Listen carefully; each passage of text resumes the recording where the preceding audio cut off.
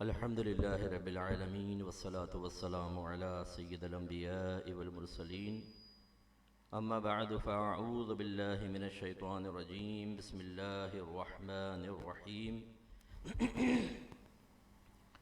قال تبارك وتعالى في القرآن المجيد والفرقان الحميد إن تنصروا الله ينصركم صدق الله العظيم وصدق رسوله النبي الكريم۔ جتنے بھی بچے یہ کھڑے ہوئے ہیں سب سے گزارش ہے کہ بیٹھ جائیں، چاہے آپ انتظامیہ میں ہوں آپ بھی تشریف رکھیں اور بغور بیان کو سماعت فرمائیں۔ آداب مجلس علم میں سے ہے کہ جب کسی بھی عالم دین کا بیان ہو تو بہت غور سے اس کو سماعت فرمائیں۔ آپس میں گفتگو کرنا، موبائل پہ کال اٹینڈ کرنا، بلا ضرورت آگے پیچھے آنا جانا یہ سب ممنوع ہو جاتا ہے۔ خصوصاً اسٹیج پر جو بیٹھے ہوئے لوگ ہیں ان میں زیادہ ہلچل پائی جاتی ہے، اور یہ پوری عوام کے لیے ایک دلیل کی چونکہ حیثیت رکھتے ہیں، تو عوام جب دیکھتی ہے کہ اسٹیج پہ تحرک کثیر ہے تو ان کی طبیعتوں میں بھی پھر اشتعال پیدا ہوتا ہے، انتشار پیدا ہوتا ہے، اور وہ بھی انہی کی سنت پر عمل پیرا ہونے کے لیے کچھ نہ کچھ حصول برکت کے لیے ان کی سنت پر عمل پیرا ہوتا ہے، اور اسی سے خرابی پیدا ہوتی ہے۔ یہ میں ہر بیان سے پہلے اس لیے کہتا ہوں کہ جو ہم نے اپنی مجالس اور محافل میں نعتوں اور علم دین کی ناقدری کا ایک ماحول دیکھا ہے، بے ادبی کا ماحول دیکھا ہے، اس سے بہت تکلیف ہوتی ہے۔ بیٹا اب آپ بھی نہ بیٹھ جاؤ، مجھے ڈسٹرب کر رہا ہو، اب آپ بھی بیٹھ جائیں۔ شاباش میرا بچہ، بہت شکریہ۔ ایک نعت خان نعت پڑھ رہا ہوتا ہے، ہم سنتے نہیں ہیں، ہم موبائل پہ کال اٹینڈ کر رہے ہیں، ادھر جا رہے ہیں ادھر جا رہے ہیں، بیٹھے ہوئے ہیں باتیں کر رہے ہیں۔ ہاں اگر کوئی انٹرنیشنل نعت خان آ جائے جس کو مفتی منیب الرحمان صاحب آرٹسٹ نعت خان کہتے ہیں، جو بھاری سا لفافہ مانگتے ہیں، 1,00,000 سوا لاکھ 2 لاکھ کا لفافہ، تو اس کو ہم بڑے ہمتن گوش ہو کے سنتے ہیں۔ ورنہ عام جو لوکل نعت خان ہوتے ہیں، خیر امجد صاحب تو ماشاءاللہ بڑے یہ عالم بھی ہیں، مفتی بھی ہیں ماشاءاللہ، اور نعت خان بھی ہیں، اللہ تعالیٰ ان کو بڑی برکتوں سے نوازے۔ تو عام جو نعت خان ہوتے ہیں انہیں لوگ اتنے غور سے نہیں سنتے۔ اسی طریقے سے علماء کے اندر ہم نے درجہ بندی کی ہوئی ہے کہ جو مین اسپیکر ہوتا ہے اس کے لیے ہم نے تمام تر نعرے اور توانائیاں جمع کر کے رکھی ہوتی ہیں۔ باقی جو پہلے بیان کر رہے ہوتے ہیں وہ اس قابل نہیں ہوتا، چاہے وہ قرآن سنائے، حدیث سنائے، ہمیں فقہ سنا رہا ہو، تصوف بیان کر رہا ہو، کہ ہم اسے غور سے سنیں، کچھ عزت دیں، احترام دیں۔ نو، ادھر جا رہے ہیں ادھر جا رہے ہیں، بیٹھے ہوئے ہیں۔ میں ایسا سوچتا ہوں، دیکھیں پہلے تو ایک بات یاد رکھیں کہ علماء نے فرمایا کہ جیسے ذات کی تعظیم ہے ایسے ہی ذکر کی بھی تعظیم ہے۔ جیسے اللہ کی ذات قابل تعظیم، جب اس کا ذکر کیا جائے وہ ذکر بھی قابل تعظیم۔ جب میرے آقا صلی اللہ علیہ وسلم کی ذات اقدس قابل تعظیم اور قابل احترام ہے، تو جب آپ کا ذکر ہو تو ہمیں بڑے احترام سے بیٹھنا چاہیے، کہ اگر ایک کافر آ جائے تو آ کر کہے کہ یہ ہو کیا رہا ہے، یہ کیوں اتنے ساکت ہو کر اتنے ادب سے اتنے احترام سے بیٹھے ہوئے ہیں، اور جب اسے بتایا جائے کہ یہ اللہ کا ذکر ہے، اس کے رسول کا ذکر ہے، اور ایک مومن ایک مسلمان بہت ہی احترام سے اللہ تعالیٰ اس کے رسول کا ذکر سنتا ہے تو اس پہ ایک اچھا اثر مرتب ہوگا۔ اس کے برعکس مچھلی مارکیٹ بنی ہو، منڈی بنی ہوئی، وہ نعت خان نعت پڑھ رہا ہے اور آپ پوچھ رہے ہیں کہ یار وہ آج گھر میں کیا پکا ہے، میرے تو بھنڈی پکی تھی، مزہ نہیں آیا کھانے میں۔ بھائی یہ بھنڈیوں پہ تبصرہ بعد میں کر لینا یار، غور سے بیان تو سن لو۔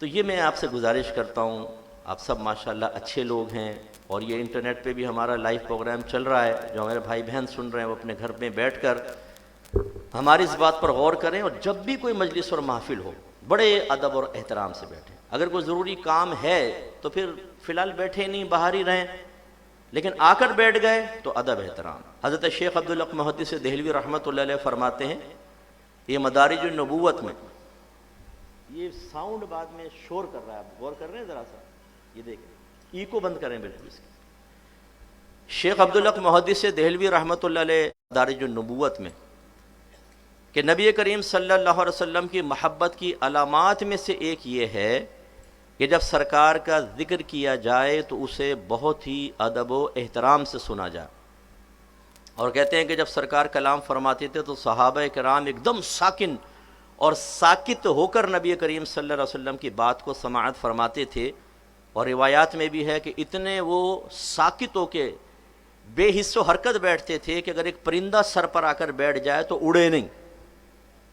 تو اتنا سکوت کا اور اتنے غیر متحرک ہونے کا تو میں آپ سے مطالبہ نہیں کر رہا، لیکن ایک ادب، ایک احترام ضرور ہونا چاہیے.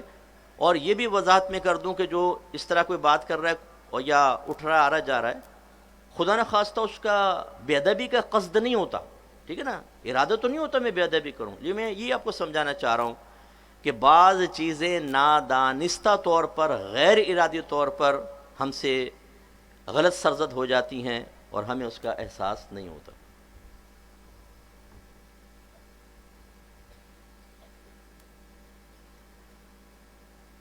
مثلا میں ایک آپ کی ایک مثال دیتا ہوں، پھر میں اپنے بیان کی طرف آتا ہوں.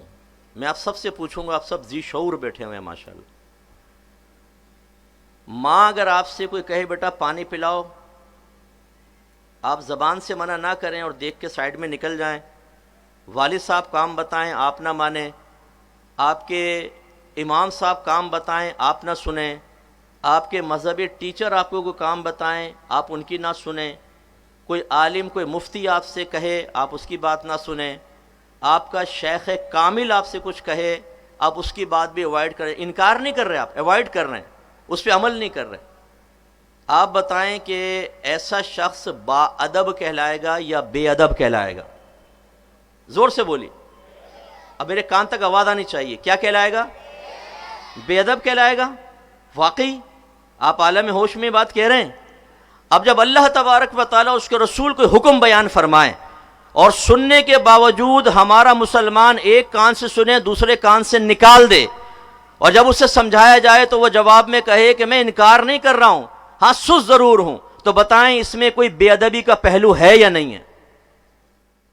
اللہ کے نبی فرمائیں یہ کرو، نہیں کر رہے، یہ کرو، نہیں کر رہے، یہ کرو، نہیں کر رہے. ماں کا کہنا نہ مانے تو بے ادب، باپ کا کہنا نہ مانے تو بے ادب، ٹیچر کا کہنا نہ مانے تو بے ادب، اور اللہ کے نبی کا کہنا نہ مانے تو ہم سے بڑا بے ادب بھی کوئی نہیں ہے. ہمیں بے ادب فلاں گستاخ، فلاں گستاخ، فلاں گستاخ. اور یہی بس پوائنٹ میں آپ کو سمجھانا چاہ رہا ہوں کہ اگر کوئی شخص بے عمل ہے، اس میں ایک پہلو بے ادبی ضرور ہے، لیکن ہم اسے یہ نہیں کہتے کہ تم گستاخی کر رہے ہو، کیونکہ اس کا قصد و ارادہ گستاخی کرنے کا نہیں ہوتا، بے ادبی کرنے کا نہیں ہوتا، لیکن آپ نے مانا کہ اس میں پہلو بے ادبی ہے. اس لیے اچھی طرح یاد رکھیں، جب تک آپ اپنا احتساب نہیں کریں گے، آپ سے مراد میں اپنے آپ کو بھی شامل کر رہا ہوں، ایک جنرل بات نا، بیٹھے ہوئے کوئی نہیں کہہ رہا ہوں، مراد جو میرے مخاطبین ہیں، جب تک ہم گہری نظر سے اپنا احتساب نہیں کریں گے، اپنے اعمال و افعال، اپنے کردار اخلاق کا صحیح حساب و کتاب کرنے کا شعور بیدار نہیں کریں گے، عملی کوشش نہیں کریں گے، یاد رکھیں بے شمار بے ادبیاں ہوتی رہیں گی، اور ہم خوش فہمی میں آئینے میں اپنے آپ کو دیکھ کر کہیں گے کہ یہ بہت بڑا با ادب کھڑا ہوا ہے، حالانکہ اس میں بے ادبی کا پہلو ہے. اس لیے خدا را بہت ہی اچھے انداز سے محافل میں بیٹھیں، سننے، سمجھنے، یاد رکھنے اور عمل کرنے اور دوسروں تک بیان کرنے کی نیت کے ساتھ بیٹھیں. یہ بھی ہمارا ایک درد ہے، میں تقریباً ہر جگہ بیانات میں کہتا ہوں کہ ہم اہل سنت صرف سننے کے لیے آتے ہیں. اکثر ایسی ہوتا، اکثر، میں ہر ایک 100% پہ حکم نہیں لگا سکتا، سننے کے لیے آتے ہیں بس، اس کے بعد ختم. اس کی علامت یہ ہوتی ہے کہ باہر نکلنے والے سے اگر پوچھا جائے کہ آپ نے کیا سیکھا تو اس کے ذہن میں کچھ موجود نہیں ہوتا، اور درمیان میں اگر لنگر مبارکہ آ کر آپ کے شکم اطہر میں پہنچ کر اپنے فیض کثیرہ جاری کرے تو پھر تو جو آیا بھی ہوتا وہ بھی نکل جاتا، کیونکہ اتنی اہم مشغولیت، ابھی بوٹی کھانی ہے، ابھی تھوڑا سا آلو توڑ کے اس میں ملانا ہے، یہ مرچ کا ذائقہ شامل کر کے ایک پر لطف سا لقمہ منہ میں جا کر اسے چبانا ہے، اور مختلف قسم کی خوشبوئیں اور ذائقے لے کر پیٹ میں اتارنا. اتنی عظیم سوچ اور گہری فکر، اتنی زیادہ ذہنی مشغولیت کے بعد پھر کہاں ذہن کے اندر یہ چیز رہے گی کیا سنا تھا کیا نہیں. اور گھر پہنچتے ہیں، بیوی پوچھتے ہیں کیا سن کر آئے؟ بیان بہت اچھا تھا، ایمان تازہ ہو گیا. ارے کچھ بتائیں تو اسے یاد نہیں ہے، تو میں سے اگر وہ سن لینا، ریکارڈنگ وہ آئے گی، شاید یوٹیوب پہ ڈل جائے گی. یہ ہماری حالت، نہ غور سے سننا، نہ اس کو سمجھنا، نہ یاد رکھنے کی مشقت برداشت کرنا، نہ اس کی روشنی میں اپنا احتساب کر کے اپنے عمل کو اچھا کرنا اور نہ اسے دوسرے تک ڈیلیور کرنا. یہ ذمہ داریوں کا احساس ختم ہو چکا ہے. میرے آقا صلی اللہ علیہ وسلم نے جب آخری خطبہ ارشاد فرمایا تو اس کے آخر میں کم و بیش 1,24,000 صحابہ کرام تشریف فرماتے. سرکار نے فرمایا لِيُبَلِّغُ الشَّاهِدُ الْغَائِبَ، چاہیے کہ جو حاضر ہے وہ میرے اس پیغام کو غائب تک پہنچا دے. بلغوا عنی ولو آیا، میرے آقا نے سب مسلمانوں کو مخاطب کر کے فرمایا پہنچا دو میری طرف سے اگرچہ ایک ہی آیت ہو. یہ ذمہ داری ہے ہم لوگوں پر کہ سیکھیں، سنیں، سمجھیں، ذہن میں محفوظ رکھیں، عمل بھی کریں اور بعینہ ہی دوسروں تک پہنچائیں. لیکن ہم سب احتساب کرتے، میں بھی کرتا ہوں، اپنا آپ بھی کیجئے، کیا ہم نے اس ذمہ داری کو کما حق ہو اور سنجیدگی کے ساتھ کبھی ادا کیا ہے؟ اگر یہاں پر ایک بغیر داڑھی والا نوجوان پینٹ شرٹ پہنے بیٹھا ہوا ہے، اس کے سر نہیں ڈھکا ہوا، وہ تو اس ذمہ داری سے اپنے آپ کو بالکل خالی سمجھے گا. یار بس ٹھیک ہے، یہ علماء کریں گے، مبلغین کریں گے، ادارے چلانے والے تبلیغ دین کریں گے، میں کا کیا مطلب؟ آپ کس لیے آئے تھے؟ کھانے پینے آئے تھے؟ خالی کھاؤ پیو، یہ دیکھو، یہاں جاؤ، باتیں کرو، شادی کرو، بچے پیدا کرو، ان بچوں کو اچھے اسکول میں پڑھاؤ، پھر اس کے بعد جاب دلواؤ، ان کی شادیاں کرو اور مر جاؤ. آپ اس لیے پیدا ہوئے ہیں؟ نہیں، آپ کو اللہ تبارک و تعالی نے اس لیے پیدا کیا تاکہ آپ اللہ کی رضا حاصل کریں. قرآن کی تعلیمات کا نچوڑ اور خلاصہ یہ ہے. تو پھر رضائے رب کو حاصل کرنے کے لیے ان اعمال کو بھی اپنانا ہوگا جو اس رضا کی تحصیل، اس کے حصول میں معاون ہوتے ہیں. اور ان میں سے ایک تبلیغ دین بھی ہے. ایک علم دین سیکھ کر ذمہ داری کے ساتھ اپنے پاس محفوظ رکھ کے اسے دوسرے تک پہنچانا. تو یہ میں آپ سے گزارش کرتا ہوں، اپنی عادت بنائیں، جب بھی آپ کسی اجتماع میں جائیں ایک قلم، ایک ڈائری اپنے ساتھ لے کر جایا کریں. آپ نے ایک بات سنی، آپ کو اچھی لگی، آپ نے کہا یہ اچھی ہے، اس آیت سے یہ نکات نکلے ہیں، حدیث سے یہ، اس کی شرح میں یہ نقطے بیان کیے گئے ہیں، اس کو فوراً نوٹ کریں.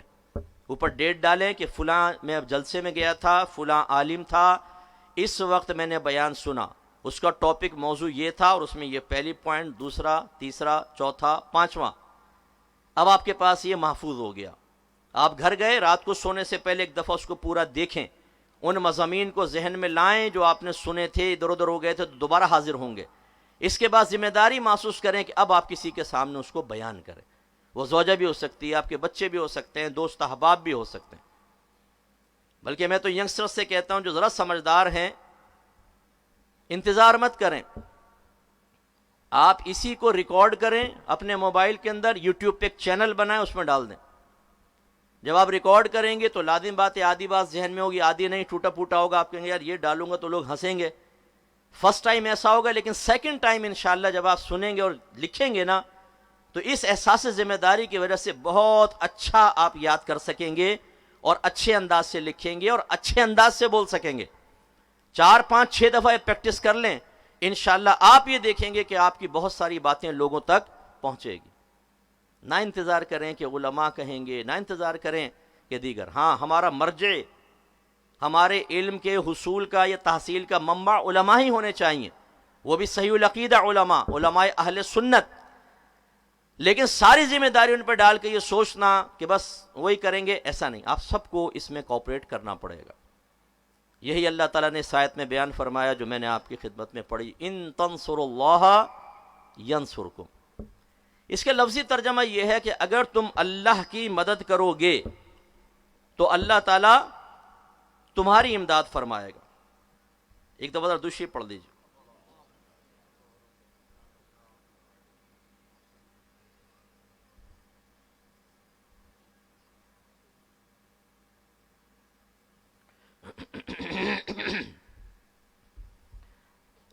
اصل میں نے سٹاپ واچ لگا رکھی ہے، وہ بند ہو گیا تھا موبائل، تو پھر مجھے پتہ نہ چلتا کتنا وقت گزر گیا.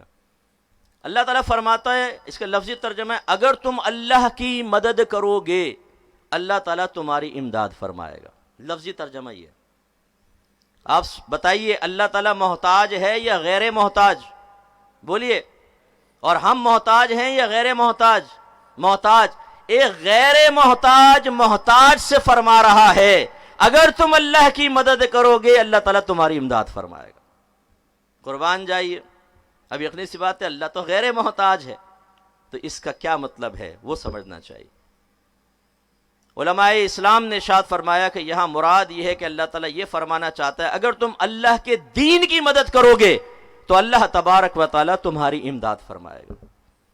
اللہ تعالیٰ ہماری امداد کا محتاج نہیں، وہ تو صرف ارادہ فرماتا ہے اور معاملات ہو جاتے ہیں۔ وہ لفظ کن کے تلفظ کا بھی محتاج نہیں ہے۔ آیات کا ظاہر اگرچہ یہ کہتا ہے کہ اللہ تعالیٰ فرماتا ہے جب وہ کسی چیز کا ارادہ فرماتا ہے تو کہتا ہے کن ہو جا، وہ ہو جاتی ہے، لیکن اللہ تعالیٰ اس لفظ کن کا بھی محتاج نہیں ہے۔ مراد ارادہ ہے، جیسے اللہ تعالیٰ ارادہ فرماتا ہے شے مارد وجود میں آتی ہے اور انتہائی پرفیکٹ اور کامل۔ اللہ تعالیٰ میں دعوت دیتا ہے اس آسمان کی طرف، دیکھو تمہیں کوئی پھٹن، کوئی شگاف، کوئی خرابی نظر آتی ہے، بار بار نگاہ اٹھاؤ، ہر مرتبہ تمہاری نگاہ ناکام آ جائے گی لیکن تم اس میں کوئی خرابی نہ دیکھو گے۔ بغیر ستون کے اتنی بھاری چھت کو اللہ تعالیٰ نے قائم فرمایا۔ یہ قرآن کے مضامین کا ہی ایک نچوڑ ہے کہ ہم نے آسمان کو بغیر ستون کے بنایا۔ کوئی خرابی دیکھتے ہیں؟ دیکھیں ذرا کائنات کے اندر، اپنے چہروں کے اوپر دیکھیں، آئینے میں جا کر دیکھیں، ناپیں ذرا، ایک بالش لمبا ایک بالش چوڑا۔ آپ کے گھر میں تمام افراد کے چہرے تقریباً اسی سائز کے ہیں، اور اتنی سی جگہ پر دو بھویں، دو آنکھیں، ایک ناک، دو ہونٹ، گال، دو کان، اور ہر ایک کا چہرہ مختلف۔ اس کے علم میں کتنی وسعت ہے آپ اندازہ فرمائے۔ تو اللہ تعالی ہمارا محتاج نہیں، وہ تو پوری کائنات کا نظام چلا رہا ہے۔ اگر آپ نظام تقسیم رزق دیکھ لیں یا تقسیم نظام رزق دیکھ لیں، روزانہ اگر میں آپ سب سے کہوں بھئی علاقہ ہے آپ کا 1 کلومیٹر یوں، 1 کلومیٹر یوں، 1 کلومیٹر یوں، 1 کلومیٹر یوں، میں جتنی مخلوق اس میں رہتی ہے آپ سب کو غذا دے دیتا ہوں اس کی، اور کہتا ہوں ان سب کو آپ نے ناشتہ کروانا ہے، دوپہر میں الگ کھانا ہوگا، رات میں علیحدہ ہوگا۔ اب یہاں کون کون رہتے ہیں؟ انسان بھی ہیں، جنات بھی ہیں، چرندے، پرندے، درندے، چونٹیاں، فلاں فلاں، غذا موجود ہے، تقسیم کر دیں ذرا۔ ابھی چونٹیاں نہیں نپٹیں گی، زہر آ جائے گی، ہم کر ہی نہیں سکتے۔ اور میرا رب کریم روزانہ اربوں کھربوں مخلوق کو رزق تقسیم فرما رہا ہے، اور اتنا پرفیکٹ نظام کہ میرے آقا صلی اللہ علیہ وسلم ارشاد فرماتے ہیں کہ جیسے اللہ پر بھروسہ کرنا چاہیے، اگر تم ویسا اللہ پر توکل کرو تو وہ تمہیں ایسے ہی رزق عطا فرمائے گا جیسے ان پرندوں کو عطا فرماتا ہے جو صبح خالی پیٹ اپنے گھونسلے سے باہر جاتے ہیں اور شام کو بھرے پیٹ واپس آتے ہیں۔ کسی چڑیا کو دیکھا ہے آپ نے دانہ جمع کرتے ہوئے؟ چھوٹے چھوٹے بچے ہوتے ہیں، روزانہ کھلاتی ہے اور شام کو کوئی دانہ جمع نہیں ہوتا، اسے یقین ہے کہ جو رب مجھے آج کھلا رہا ہے وہ کل بھی دینے پہ قادر ہے۔ یہ تو ہم انسان ماشاء اشرف المخلوقات، عقل میں کامل، لیکن ہمیں اللہ پہ توکل بھروسہ نہیں ہے۔ عامل گوگیا پاشا ہمارا کام کرے گا، کوئی کرسچن ہمارا دوست اس نے کہہ دیا میں نوکری دلواؤں گا، اس پہ اعتماد زیادہ ہوگا، اپنے اللہ پر اعتماد نہیں۔ اسے تو ڈبے پیروں کی طرف جاتے ہیں ہم، یہ جھوٹے عاملین کی طرف جاتے ہیں۔ جفی والی سرکار، سائیکل والی سرکار، شلوار والی سرکار، نسوار والی سرکار، سگریٹ والی سرکار، کتے والی سرکار، بلی والی سرکار، الائچی والی سرکار، ڈنڈے والی سرکار، وہ بھائی یہ جھوٹی سرکاریں جن کو نہ علم دین نہ کچھ ہے، ہم انہیں معاذ اللہ اتنا بعض اوقات اپنی زندگی میں امپورٹنس دیتے ہیں کہ اللہ کی اہمیت بظاہر کم اور ان کی زیادہ ہوتی۔ آپ کہیں گے نہیں مفتی صاحب یہ ہم پر الزام ہے، اللہ کر کے الزام ہی ہو، ویسے میں الزام بھی نہیں لگا رہا، اللہ کر کے الزامی ہو، آپ ایسے نہ ہو، بہت اچھی بات ہے، لیکن غور کیجئے گا، ہم اللہ سے دعائیں مانگتے ہیں، اگر ہمارا مطلوب پورا نہ ہو، بچی کی عمر بڑھ رہی ہے، ویزا لگ نہیں رہا، جاب مل نہیں رہی، گھر میں تنگ دستی بڑھتی جا رہی ہے، ایسے وقت میں ایک ماسی بھی آ کر اگر یہ کہہ دے نا باجی آپ کیوں پریشان ہیں، میں آپ کو ایک عامل کا پتہ نہ بتا دوں، اتنا کامل بابا ہے، شو کرتا ہے، کام ہو جاتا ہے۔ باجی کہتی ہے فوراً بتاؤ مجھے لے کر چلو وہاں پر۔ اللہ سے بڑی دعائیں کی تھی، اتنی سنجیدگی نہیں تھی، اتنا اعتماد نہیں تھا، اتنا اعتقاد نہیں تھا، لیکن جب یہ جعلی قسم کا پیر ایک وظیفہ دیتا ہے، اماں یہ کرنا، ایک پاؤں پہ کھڑے ہو کر 50 دفعہ پڑھنا، پاؤں نیچے ہوا دوبارہ شروع کرنا، نہ دائیں دیکھنا نہ بائیں، ایک کان کی بالی اتار لینا، ایک قائم رکھنا، ایک انگلی کھڑی کر لینا، ایک انگلی ٹیڑھی کر لینا، اور اب آپ نے وظیفہ پڑھنا ہے۔ ذرا انگلی سیدھی ہوئی گیا، یہ نیچے ہوئی گیا، کہیں گے نہیں بابا نے بڑی ہمیں انسٹرکشنز دی ہیں، وہ ہوگا بالکل ویسے ہی کریں گی بعینہ ہی، یہ نہیں پوچھیں گی بابا یہ کہاں سے آیا، نہ۔ ایک امریکہ میں لنڈن سے صاحب آ گئے عامل لوٹنے کے لیے میرا نام استعمال کر کے، ایک گھر والوں کا تمہارے گھر میں جادو ہو گیا ہے، ٹونا ہے، بلائیں ہیں، ان کا حضور تو نکالیں، کہا کہ باہر جا کے گاڑی میں بیٹھ جاؤ اور گاڑی کا شیشہ کھلا نہیں ہونا چاہیے۔ انہوں نے جلدی گاڑی میں بیٹھ کے سارے شیشے اوپر کر لیے، یعنی بلا کر کہے گی نیچے کرو، میں چاہتی ہوں اندر آ کے تم پہ حملہ کروں، کیونکہ شیشے سے تو بیچ میں رکاوٹ ہے، میں اندر آ ہی نہیں سکتی ہوں۔ ایسے بدو بنے ہوئے ہمارے مسلمان۔ اب اللہ پہ وہ اعتماد اعتقاد نہیں ہوگا جتنا ان عاملین پر، ان وظائف کے اوپر ہے، اور خدا نہ خواستہ ہو ہی گیا۔ نمازیں پڑھی مراد پوری نہیں ہوئی، قرآن پڑھا نہیں ہوئی، ہم نے صبر کی تلقین کی نہیں ہوئی، ہم نے آیت سنائی وَاسْتَعِینُوا بِالصَّبْرِ وَالصَّلَاةِ، نماز اور صبر سے مدد طلب کرو، صبر بھی کر لیا، نماز بھی پڑھ لی، نہیں ہوا۔ زبان سے بعض لوگ نہیں کہتے لیکن دل میں شکوہ بیدار ہوتا ہے، یار اللہ شاید بھول گیا، کچھ بھی نہیں ہو رہا۔ پھر آئی محلے میں الائچی والی سرکار، داڑھی غائب، زلفیں لمبی لمبی، انگوٹھیاں چڑھائی ہوئی ہیں، کئی سالوں سے غسل جنابت نہیں اتارا، نماز سنو تو نماز نہیں پتہ، نماز پڑھتا نہیں ہے، ڈنڈا لے کر آ گیا، زلفیں ہلائیں، لوگوں نے کہا کہ اوئی الائچی والی سرکار آئے، ہر مراد پوری ہوتی ہے، پہنچ گیا اس کے چرنوں میں حضور، اور اس نے ایک الائچی دی، لو کھاؤ تمہاری بچی کی شادی ہو جائے گی۔ اگلے دن ہی رشتہ آ گیا۔ اب یہ الائچی سے آیا ہے، یہ اللہ کے ازلی فیصلے سے آیا ہے۔ تقدیر کے مسائل پڑے ہوتے تو پتہ چلتا ہے نا، لیکن اب ایک اعتقاد کی کمزوری میں مبتلا مسلمان کیا کہے گا؟ دیکھو میں نے قرآن پڑھا، علماء کی بات مان کے حدیثیں پڑھی، میں نے صبر کیا، میں نے نیک عمل کیے، لیکن کام کس سے ہوا؟ الائچی والی سرکار سے، الائچی والی سرکار۔ اب اس کا اعتماد اعتقاد اللہ پر کم، الائچی والی سرکار پہ زیادہ ہوگا۔ اب کوئی پریشانی آئے گی تو مصلی نہیں بچھائے جائیں گے، نماز نہیں پڑھی جائے گی، قرآن پاک کی تلاوت نہیں ہوگی، فوراً فون اٹھا کے بابا ایک اور پریشانی آئی، کیا ہوا؟ یہ جی ایک اور الائچی بھیج رہا ہوں۔ اب الائچی والی سرکار ہمارے مسائل حل کرے گی۔ آپ نے دیکھا ہے دیواروں پر، ہر مشکل آسان ہوگی، محبوب تمہارے قدموں میں۔ ہمارے مسلمان، کبھی ہمارے نبی نے یہ دعویٰ نہیں کیا، صحابہ کرام نے یہ دعویٰ نہیں کیا کہ ہمارے پاس آؤ ہر مشکل دور ہوگی۔ وہ یہی سمجھاتے رہے کہ دعا کرنا ہمارا کام ہے، آپ کے لیے وسیلہ اختیار کرنا آپ کا کام ہے، لیکن کام وہی ہوگا جب میرا رب چاہے گا۔ لیکن ہم، ہمارے خاص طور پر وہ نوجوان جو اپنے رشتوں کی تلاش میں امی کو کراس کر کے فیس بک کو اپنی رشتے کرانے والی باجی سمجھے بیٹھے ہیں، وہ کوئی لڑکی مل گئی، دوستی ہو گئی، اب وہ رشتہ کیسے ہو؟ پھر وہ دیوار پہ نظر آ جاتا ہے، محبوب تمہارے قدموں میں۔ دوسرے کی منگنی ہو چکی ہے، حالانکہ آپ کے نبی نے فرمایا کہ کوئی مسلمان اپنے مسلمان بھائی کے سودے پہ سودا نہ کرے، اور اگر کسی نے نکاح کا پیغام دیا ہوا ہے تو اس کے نکاح کے پیغام پر اپنا پیغام نہ بھیجے۔ لیکن ہم یہ چاہتے ہیں کسی کی منگنی ہوئی ٹوٹ جائے، شادی ہو گئی، ایجاب و قبول ہو گیا، رخصت نہ ہو، لڑکے کا ایکسیڈنٹ ہو جائے کیونکہ لڑکی مجھے پسند ہے، پھر وہ جاتے ہیں بابا کے، بابا میری مراد پوری کر دیں۔ کیا ہوا بچہ؟ فلاں کی بہن، فلاں کی بیٹی، فلاں کی بیوی، وہ میرے قدموں میں آ جائے۔ وہ کہتا ہے کوئی بات نہیں، ہم ہیں نا بے غیرتی پھیلانے کے لیے، ہم ہیں نا بے حیا بنانے کے لیے، ہم ہیں نا رشتے ختم کروانے کے لیے، ہم ہیں نا کسی عورت کو تمہارے قدموں تک پہنچانے کے لیے۔ میرے نوجوانوں، میں آپ سب سے کہتا ہوں آپ بھی ایسا کریں، جائیں ایسے عاملین کے پاس، انہیں جا کر کہیں کہ مجھے ایک لڑکی پسند ہے، ایک عورت سے میں محبت کرتا ہوں، آپ میرا کام کر دیں، وہ میرے قدموں میں آ جائیں۔ آپ سب کو یہ کرنا چاہیے۔ ہاں، جب وہ پوچھے کہ وہ عورت کون ہے، وہ لڑکی کون ہے، تو آپ کہیں تیری ماں، تیری بیوی، تیری بیٹی، تیری بہن، وہی ہے میری محبوبہ، لا اس کو قدموں کے اندر۔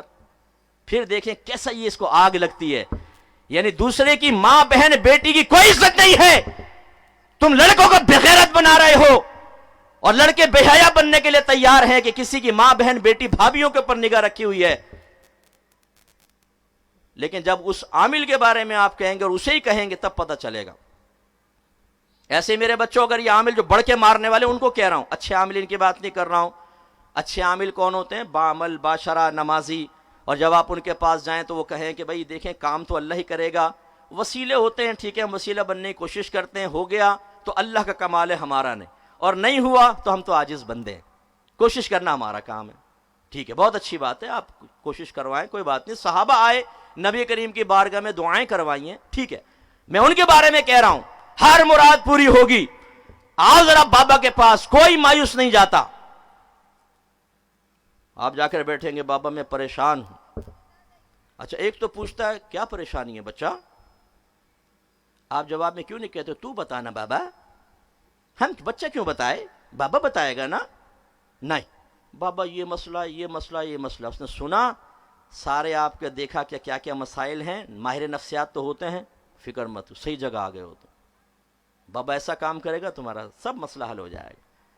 اچھا بابا ہے کیا؟ تم پر جادو، تم پر ٹونا، تم پر سفلی، تم پر بندش.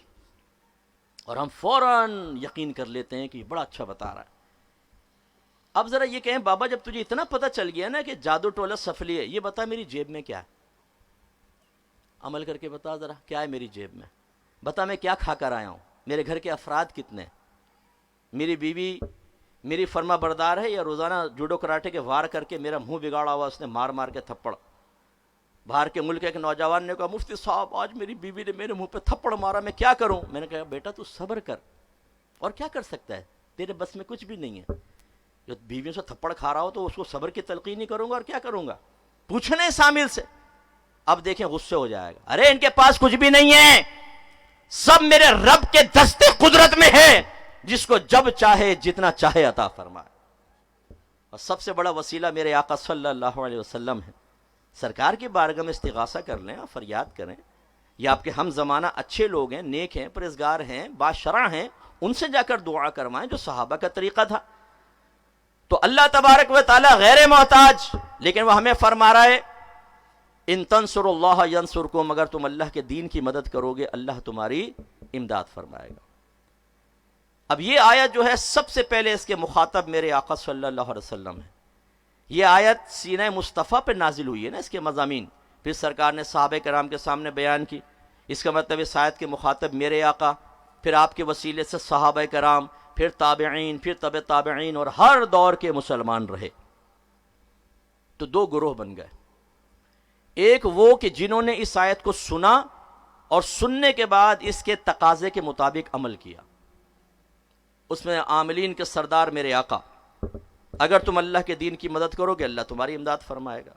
میرے آقا نے دین کی مدد اسٹارٹ فرمائی، اور اس کے لیے کیا ہوا؟ اللہ سے علم دین سیکھا، پبلک تک پہنچایا. اس میں آپ کو جادوگر کہا، برا بلا کہا گیا، ساحر، مجنون، اپنے پاس سے قرآن بنا کر لے آیا، اس طرح کے الزامات. آپ کو مارا گیا، پیٹا گیا، آپ کی دل آزاریاں کی گئیں، لیکن میرے آقا رکے نہیں، تبلیغ دین فرماتے رہے تو وعدہ خداوندی پورا ہوا. اور ایک وقت ایسا آیا جس نبی کو جس شہر سے نکالا گیا تھا مکہ المکرمہ، میرے آقا اسی شہر میں ایک فاتح کی حیثیت سے داخل ہو رہے ہیں، اونٹنی پہ بیٹھے ہوئے ہیں. پہلے دور میں جب کوئی بادشاہ فاتح کی حیثیت سے شہروں میں داخل ہوتا، تکبر سے چوڑا ہوتا تھا، گردن میں سریا ہوتا تھا اور ایسا اکڑ کے جاتا تھا. لیکن روایات میں موجود ہے میرے سرکار جب فاتح کی حیثیت سے داخل ہوئے تو سر کو جھکا لیا، اور اتنا جھکے کہ آپ کا سر اقدس اونٹنی کی گردن سے لگ رہا تھا. یوں جھک کے اندر داخل دیکھا کفار کانپ رہے ہیں، لرز رہے ہیں، کیونکہ اس دور میں جب کوئی غالب آتا تھا تو قتل عام کرتا تھا. میرے آقا نے ان کو دیکھا تو پوچھا کہ آج تم مجھ سے کس سلوک کی توقع اور تمنا کرتے ہو؟ انہوں نے کہا کہ آپ شریف ہیں، شریف باپ کے بیٹے ہیں، کریم ہیں، کریم باپ کے بیٹے ہیں. یعنی جب کریم غالب آتا ہے تو اظہار کرم کرتا ہے.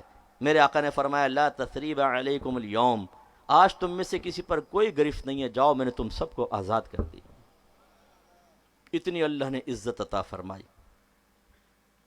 دوسرے صحابہ کرام تھے جنہوں نے اس آیت کو سنا، اگر تم اللہ کے دین کی مدد کرو گے اللہ تمہاری امداد فرمائے گا. انہوں نے کہا آمنا صدقنا، ہم اس پر ایمان لائے، ہم اس کی تصدیق کرنے والے ہیں. मक्कतुल मुकर्रमा में सिद्दीक अकबर ईमान लेकर आए, मैं करूंगा दीन की मदद। लोगों ने मारा पीटा, एक दफा तो इतना मारा कि समझे कि मर चुके हैं। बीबी खदीजतुल कुबरा रदी अल्लाह ताला अन्हा औरतों में ईमान लेकर आई। मैं इसीलिए कहता हूं मर्दों, शर्म से डूब मरो, हम अपने दीन की मदद नहीं करते। उस एक औरत ने, हमारी मां ने नबी करीम का साथ दिया और क़यामत तक के लिए समझा दिया, अगर औरत हो लेकिन उसके अंदर गैरत मौजूद हो, कायनात पर गालिब आ जाती है। सरकार पे ईमान लेकर आई बिला खौफ व खतर। यकीनी सी बात है कि लोगों ने सोशल बैकआउट कर दिया। पहले औरतें मिलने आती थी, मिलना छोड़ दिया, बिरादरी वाले दूर हो गए, एक तरह से कैदे तन्हाई में डाल दिया गया।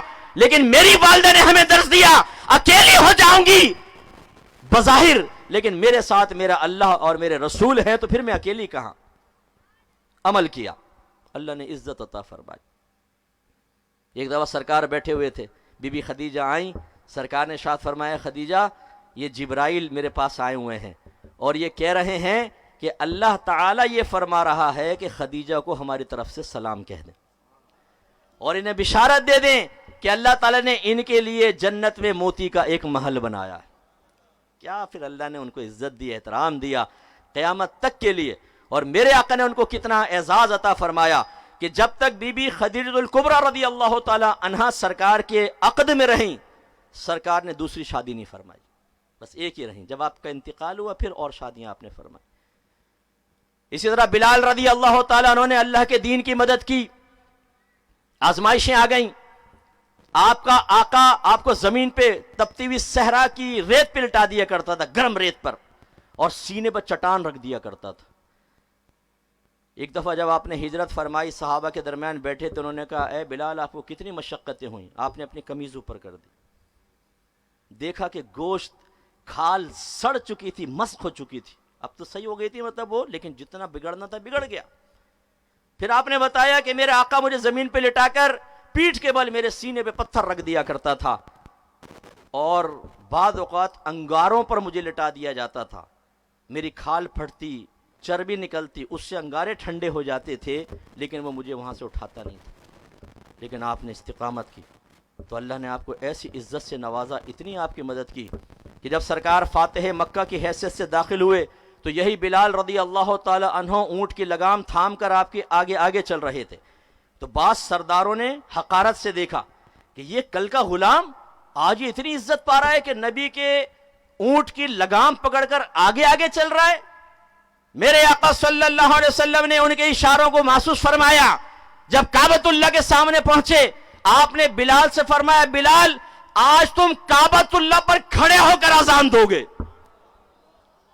इतना एजाज इंसान का, जो कल का गुलाम था लेकिन दीन की मदद की थी, अल्लाह ताला ने मकाम दिया। बिलाल काबतुल्लाह पे चढ़े हैं और वहां पे अजान दी है, और उस पर यह आयत करीमा नाजिल हुई, इन्ना अकरमकुम इंदल्लाहि अतकाकुम, बेशक तुम में से अल्लाह की बारगाह में सबसे इज्जत वाला वो है जो तुम में सबसे ज्यादा साहिब तकवा है, गुनाह से बचने वाला, सगीरा कबीरा गुनाह से, अपने नबी की बातों को अहमियत देने वाला, कुरान को हदीस को अहमियत देने वाला, वो अल्लाह की बारगाह में मकबूल है। तुम बड़े बड़े सरदार यहां खड़े रहो, निगाहें झुका लो, आज तुम्हारी कोई वक़्त नहीं है। एक बिलाल जो कल का गुलाम था, मेरे आका सल्लल्लाहु अलैहि वसल्लम ने उसको इज्जत देकर हजारों का आका बना दिया। ऐसे सहाबा किराम दीगर तक ये बात पहुंची जो पहले मुहाजिर थे, उनका हम दीन की मदद करेंगे और यकीन है कि अल्लाह हमारी इमदाद फरमाएगा। सरकार ने इब्तिदान फरमाया, अपने इस्लाम छुपा कर रखो, जाहिर मत करना, ये लोग आजमाइश में डाल देंगे। फिर जब हुक्म आया, सरकार ने फरमाया निकल जाओ, बाज़ों से कहा हबशा की तरफ निकलो, वो हबशा की तरफ चले गए। फिर दूसरा हुक्म आया कि मदीने की तरफ जाना है सबको, वहां पहुंचे। हबशा वालों को पैगाम पहुंचाया कि फौरन मदीने पहुंच जाओ। ये जू हिजरतैन कहलाते हैं, दो हिजरत वाले। और बाज़ को डायरेक्ट फरमाया कि आप सीधे मदीना पहुंचे। सबसे आखिर में मेरे आका निकले, सबसे आखिर में मेरे आका। जो कौम का खादिम होता है, हालात का मुकाबला करने के लिए वो सबसे आगे आगे रहता है। और हम क्या कहते हैं, हम तो खैर कौम के बड़े नहीं हैं, लेकिन बड़ों को भी ये कहते हैं, हुजूर कदम बढ़ाएं, आगे बढ़ो, हम तुम्हारे साथ हैं। और जब वो आगे बढ़ के पीछे देखता है तो क्वेटा होटल पे बैठ के चाय पी रहा है, पीछे रास्ता खाली पड़ा हुआ है। آپ آگے بڑھیں، ہم آپ کے ساتھ ہیں. جھوٹو، شرم نہیں آتی ہے؟ اپنے بڑوں کے ساتھ اس طرح کا مذاق کیا جاتا ہے، ایسی کم ہمتی دکھائی جاتی ہے. بڑے کو آپ سہارا دے کر اسے اعتماد فراہم کر کے اپنے ذاتی نقصانات کو سامنے رکھ کر چھوڑ کے بھاگ جاتے ہو. شرم نہیں آتی ہے؟ صحابہ کرام کو دیکھیں. سرکار نے فرمایا ہجرت کرو. کسی نے بھی یہ نہیں کہا یا رسول اللہ برادری چھوڑ دو. چاچا، تاتا، تایا، ماما، ماں، باپ، بیوی، بچے جو کافر تھے ان کو چھوڑنے کا حکم تھا. ہمارا چلتا ہوا کاروبار، ہمارے باغات، نہیں. ان کو اعتقاد تھا میرے رب نے فرمایا ہے. اگرچہ آیت ضروری نہیں ہے کہ اس وقت نازل ہوئی ہو، میں اس کا مفہوم آپ کو بتا رہا ہوں کہ نبی کریم صلی اللہ علیہ وسلم نے ارشاد فرمایا. کبھی آپ بعد میں کہیں گے جی اس کا شان نزول تو بہت بعد کا ہے، کہ آیت تو بعد میں نازل ہوئی، تو صحابہ نے کیسے اس کو معیار بنایا؟ یہی تھی آیت جو میرے آقا صلی اللہ علیہ وسلم کو معلوم تھی اور سرکار نے ترغیب دی. جب یہ آیت نازل ہو گئی تو براہ راست یہ مخاطب بنے، اور ورنہ نبی کریم صلی اللہ علیہ وسلم کے ذریعے اللہ نے یہی پیغام صحابہ تک پہنچایا، اور اس کا مصداق آپ نے دیکھا. چنانچہ صحابہ کرام نکلے اور بے یار و مددگار، بظاہر دنیاوی مال و اسباب سے خالی وہاں پہنچ گئے. میرے آقا صلی اللہ علیہ وسلم نے انصار صحابہ جو مدنی تھے انہیں فرمایا کہ تم ایک مہاجر بھائی کو اپنا دینی بھائی بناؤ اور اپنا آدھا مال اس کو دے دو. ان کے ذہن میں بھی تھا اللہ کے دین کی مدد کریں گے اللہ تعالی ہماری امداد فرمائے گا. کسی نے ہچر مچر نہیں کی. حضرت سعد رضی اللہ تعالیٰ عنہ انصاری صحابی تھے، عبد الرحمن بن عوف مہاجر تھے. سرکار نے ان دونوں کا بھائی چارہ کروا دیا. انہوں نے اپنی 2 بیویاں سامنے کھڑی کی، ابھی پردے کا حکم نہیں تھا، تو 2 بیویاں سامنے کھڑی کی اور پورا مال سامنے. فرمایا یہ مال میں سے آدھا آپ کا آدھا میرا، اور میری یہ دونوں بیویاں ہیں، جو آپ کو پسند ہو اشارہ کریں، میں ایک کو طلاق دوں گا، اس کا نکاح آپ کے ساتھ ہوگا. قربان جائیے. لیکن عبد الرحمن بن عوف رضی اللہ تعالیٰ عنہ کے اوپر بھی قربان جائیں. آپ نے فرمایا کہ اللہ تعالیٰ تیرے اہل میں، تیرے مال میں برکت عطا فرمائے، بس مجھے بتا دے بازار کہاں ہے. گئے بازار سے ادھار کریڈٹ پہ مال اٹھایا، اچھے انداز سے بیچا، ادھار اتارا، جو نفع تھا اس سے دوسرا مال لیا، اور کچھ ہی دن میں پھر مالدار ہو گئے. لیکن آپ یہ دیکھیے ان انصار صحابہ نے ایک بڑے نازک وقت میں دین کی مدد کی. اللہ نے ان کو عزتوں سے نواز دی. سرکار نے ایک دفعہ چند انصار کی عورتوں بچوں کو جاتے ہوئے دیکھا تو ارشاد فرمایا کہ انصار مجھ سے محبت کرتے ہیں، میں انصار سے محبت کرنے والا ہوں. جب فتح مکہ ہوا، میرے آقا وہاں پہنچے اور مکہ فتح ہو گیا، تو بعض انصاری صحابی آپس میں بات کرنے لگے. کہنے لگے اب تو نبی کریم صلی اللہ علیہ وسلم اپنے آبائی علاقے میں واپس آ گئے ہیں، اب یہ ہمارے ساتھ نہیں جائیں گے، اب تو یہ اپنے علاقے میں رہیں گے. میرے آقا نے سن لیا، قریب آئے، فرمایا تم مجھ سے ایسا گمان کرتے ہو؟ جب میری قوم نے مجھے نکالا تو تم نے مجھے جگہ دی تھی. یہ کیسے ہو سکتا ہے کہ میں تمہیں چھوڑ کر دوبارہ یہاں آ جاؤں، میں تمہارے ساتھ جاؤں؟ انہوں نے عرض کیا رسول اللہ خدا نہ خواستہ ہمارا کوئی شکوہ کرنے کا یا آپ پہ اعتراض کرنے کا ارادہ نہیں تھا، ہمیں تو یہ گمان ہوا ایسا نہ ہو کہ آقا یہاں تشریف لے جائیں، یہاں رک جائیں اور ہم آپ کی زیارت نہ کریں، ہم محروم ہو جائیں. بس یہ وجہ تھی. سرکار نے ان کے ساتھ ہی تشریف لیا، اتنا اعزاز دیا.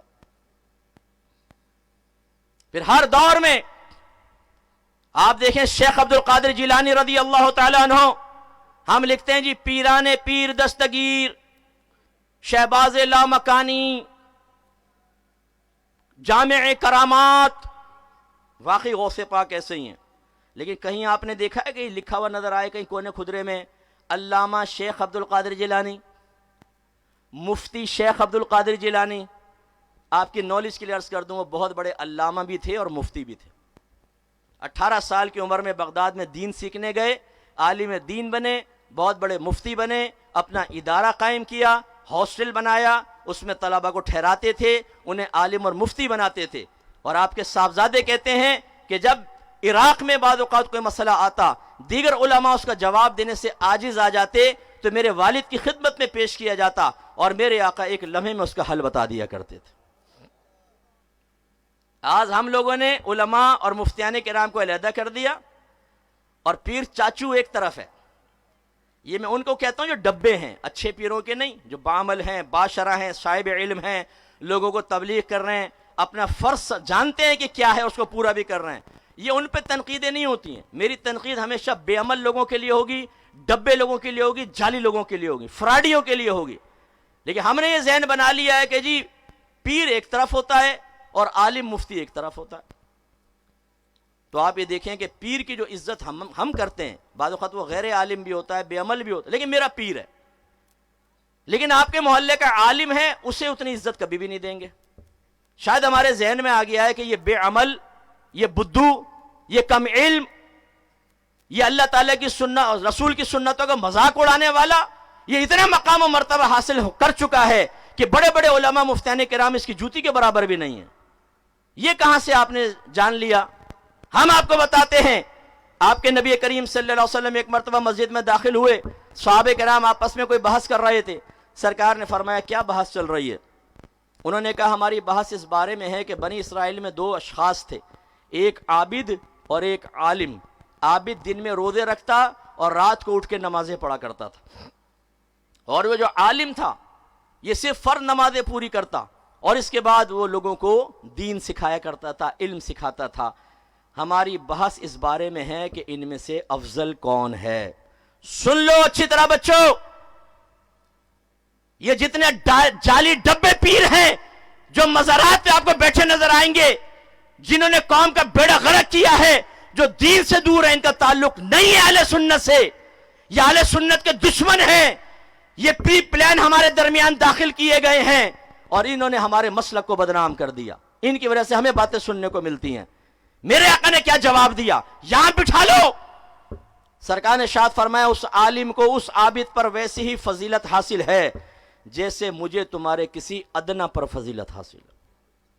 میں تو نہیں کہہ رہا ہوں. اور یہاں تو یہ بے عمل ہے، وہ بعمل عابد تھا، علم نہیں تھا، پھر بھی سرکار فرما رہے ہیں اس عالم کو عابد پر اتنی فضیلت حاصل ہے جتنی میری تمہارے کسی ادنا پر. علماء فرماتے ہیں ایک طرف سرکار کو کھڑا کریں، ایک طرف اس امت کے ادنا ترین مسلمان کو کھڑا کریں اور سوال کریں اور بتائیں کہ نبی کریم صلی اللہ علیہ وسلم کو اس کے اوپر کتنی فضیلت حاصل ہے. بتا سکیں گے آپ؟ کوئی ہے پیمانہ؟ نہیں نا. جواب کیا ہوگا؟ بھائی اتنی فضیلت حاصل ہے کہ ہم اس کا شمار ہی نہیں کر سکتے. یہی کہیں گے نا آپ. بس میرے آقا نے اشارہ فرمایا اس عالم کو ثابت پر اتنی فضیلت حاصل ہے کہ تم شمار ہی نہیں کر سکتے. اور میں آپ کی گزارش کر دوں، یہ نعت خان اگر عالم نہیں ہے، یہ تو عالم ہے ماشاءاللہ، نعت خان اگر عالم نہیں ہے، زیادہ عابد ہے، تہجد گزار عابد ہے، کثرت سے قرآن پڑھنے والا عابد ہے، کثرت سے درود پاک پڑھنے والا عابد ہے. آپ کے اسٹیج پر قرات کرنے والا اگر عالم نہیں ہے تو صرف ایک عابد ہو سکتا ہے. کثرت سے نوافل پڑھنے والا صرف ایک عابد ہے.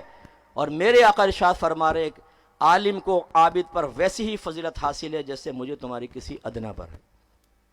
یہ میرا درد ہے.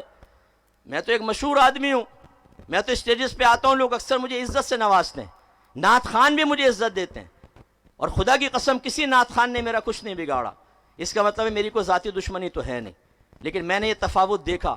ان کے گردنوں کے اندر سریے دیکھیے جو خاص طور پہ مشہور نعت خان ہیں، متکبر نعت خان، جنہیں لوگ بہت پیسہ دیتے ہیں، اسٹیج پیسوں سے بھر جاتا ہے لیکن تکبر اور غرور بھرا ہوا ہے. وہ آپ کے علاقائی عالم کو کبھی پروٹوکول نہیں دیں گے، ورنہ آزما کر دیکھ لیں. آپ تعارف کرا کر دیکھیں ہمارے علاقے کے عالم اور مفتی ہے، بیٹھے بیٹھے عالم صاحب تشریف. اس کو تو آگے بڑھ کر ہاتھ چومنا چاہیے تھا، کیونکہ وہ عالم عابد تم سے اتنا اعلیٰ ہے کہ سرکار نے فرمایا کہ تم جیسے لاکھوں بھی ہو نا، اس کے قدموں کے برابر نہیں ہو سکتے. اور یہ آپ عوام نے کیا ہے، یہ آپ نے کیا ہے، یہ آپ نے غلط درجہ بندی کی ہے. اپنے محلے کے عالم صاحب مفتی صاحب کے لیے آپ نے زمین رکھی اور ایک نعت خان کے لیے بڑا سا صوفہ رکھ دیا. ٹھیک ہے عزت دینا ہے تو دیں، لیکن پھر عالم کو بھی تو عزت دے نا، اس کے لیے بھی رکھے ساتھ میں صوفہ. لیکن عالم اگر ساتھ بیٹھ جائے تو نعت خان یوں دیکھے گا، اتنی بڑی تمہاری گستاخی، تمہیں ذرا خوف نہیں ہے کہ تمہارا ایمان ضائع ہو جائے گا؟ اتنی عظیم ہستی کے ساتھ ایک عالم کو لا کے بٹھا دیا. کم بختو، میرا مقام مرتبہ کب جانو گے؟ غصے ہو جاتا ہے، پھر اشارے کرتا ہے.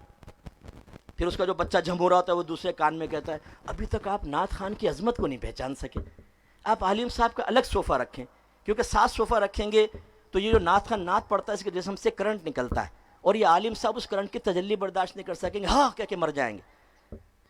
ان کو سائیڈ میں کریں. یہ کھل کر کھیلنا چاہتے ہیں، کھل کر، پھر وہ ادھر ہو جاتا ہے، پھر وہ رمجم اسٹارٹ ہو جاتی ہے۔ اس پر دو باتیں کہہ کے آگے چلوں گا، دو باتیں۔ نمبر 1، ایک آپ کو دعوت دوں، میں ایک ایسا طریقہ جانتا ہوں کہ بڑے سے بڑا نعت خوان آپ کے گھر پر پہنچے گا، کتنا ہی بڑا کیوں، جو ذہن میں تصور کر سکتے ہو نا وہ آپ کے گھر پہ پہنچے گا۔ 1 گھنٹہ، 1.5 گھنٹہ، 3 گھنٹہ جتنا پڑھوانا چاہے پڑھے گا، ایک پیسہ بھی مت دینا، پیسہ بھی نہیں لے گا، آپ کو پک اینڈ ڈراپ بھی نہیں دینا، وہ خود آئے گا اور پڑھ کے جائے گا۔ چاہتے ہیں صاحب؟ بولیے چاہتے ہیں؟ بس اپنے کمرے میں بیٹھیں، لائٹ کو تھوڑا ڈم کریں، یوٹیوب آن کر لیں، جس نعت خان کو بلانا ہے اس کا نام لکھیں، ٹڑنگ حاضر ہو جائے گا، پھر نعت پہ کلک کریں اور چلا دیں اور سنیں۔ پیسہ مت دیجیے گا، کہہ دینا پیسہ ایک نہیں دوں گا تجھے، پڑھتا رہے گا، 1 گھنٹہ پڑھواؤ، 2 گھنٹہ پڑھواؤ، 3 گھنٹہ پڑھواؤ، اور جب آپ کا موڈ پورا ہو جائے کہ اب جا بھائی بند کر دیں، چلا جائے گا فری کے اندر۔ او بھائی نعت خان کون سی نئی چیز آ کے پڑھتا ہے مجھے یہ بتائیے، نیا کلام تو پڑھتا ہی نہیں ہے۔ محرم راز یہ بیٹھے ہوئے، کیونکہ نیا کلام پڑھ لے نئی طرز کے اندر تو دوسرا فوراً اس کو ریکارڈنگ کر دے گا، یوٹیوب پہ ڈال دے گا اور اس کا سب کچھ ضائع ہو جائے گا۔ پرانی نعتیں، چودھری صاحب کی پسند کے 2 شعر، ان وڈیرا صاحب کی پسند کے 2 شعر، میزبان کی پسند کے 2 شعر، سیٹھ صاحب کی پسند کے 2 شعر، کیونکہ یہ پسند کے 2 شعر اور وہاں سے 2 لاکھ، یہ ڈیل ہے، پکی ہے ایک تصوراتی اعتبار سے۔ کبھی یہ نہیں کہیں گے مونگ پھلی والے کی پسند کے 2 شعر، چوکیدار کی پسند کے 2 شعر، مکی والے کی پسند کے 2 شعر، یہ بیچارہ غریب سے لگ رہا ہے، غریب کی پسند کے 2 شعر، نہیں تم اس قابل سائڈ میں ہٹو غریبیو۔ ایک چیز تو یہ ہے۔ دوسرا، ناراض مت ہوئیے گا، آپ عاشقان رسول کے دروازہ عشق پر میں تھوڑی سی ضرب زور سے لگانا چاہتا ہوں۔ ہماری نعت خانیوں سے 4 چیزیں نکال دیں، صرف چند لوگ بیٹھے ہوں گے، باقی سب غائب ہو جائیں گے۔ کون سی 4 چیزیں؟ نمبر 1، کوئی مشہور نعت خان مت بلائیے۔ نمبر 2، ایکو ساؤنڈ نہ ہو۔ نمبر 3، لنگر نہیں ہونا چاہیے اس میں۔ اور نمبر 4، عمرے کے ٹکٹ کا اعلان نہ ہو۔ پھر دیکھیں وہ عاشقان رسول لاکھوں کی تعداد میں آئیں گے، لاکھوں کی تعداد۔ یار ہمیں شرم نہیں آتی ذرہ برابر؟ ہم نے دین کو مذاق بنا رکھا ہے، ہم اپنے نفس کی غلامی میں بعض اوقات نعت خانیوں کے اندر آ رہے ہوتے ہیں، اللہ کی رضا کے لیے نہیں، جس کی علامت یہ ہوتی ہے کہ اگر اعلان ہو جائے نا کہ یہاں پر کھانا نہیں ہوگا، بھاگ جائیں گے۔ اور اگر یہ اعلان ہو جائے، یعنی بہت سارے بھاگ جائیں گے، ہر ایک نہیں، اعلان ہو جائے کہ جی وہ بڑے نعت خان آنے تھے، آپ سب ان کو سننے آئے، لیکن اچانک ان کی طبیعت خراب ہو گئی، وہی نہیں آ رہے، تو چنانچہ مفتی صاحب جو ہیں وہ نعت پڑھیں گے، آپ ان کی نعت سنیں، آدھے سے زیادہ پنڈال خالی ہو جائے گا۔ مفتی صاحب کیا سنائیں گے؟ ہمیں کلام رسول نہیں سننا، ہمیں تو ساتھ میں رم جم کا تڑکا چاہیے، ہمیں تو ٹھمکے چاہیے، جھومو جو جھومے اللہ اس کو مدینہ دکھائے۔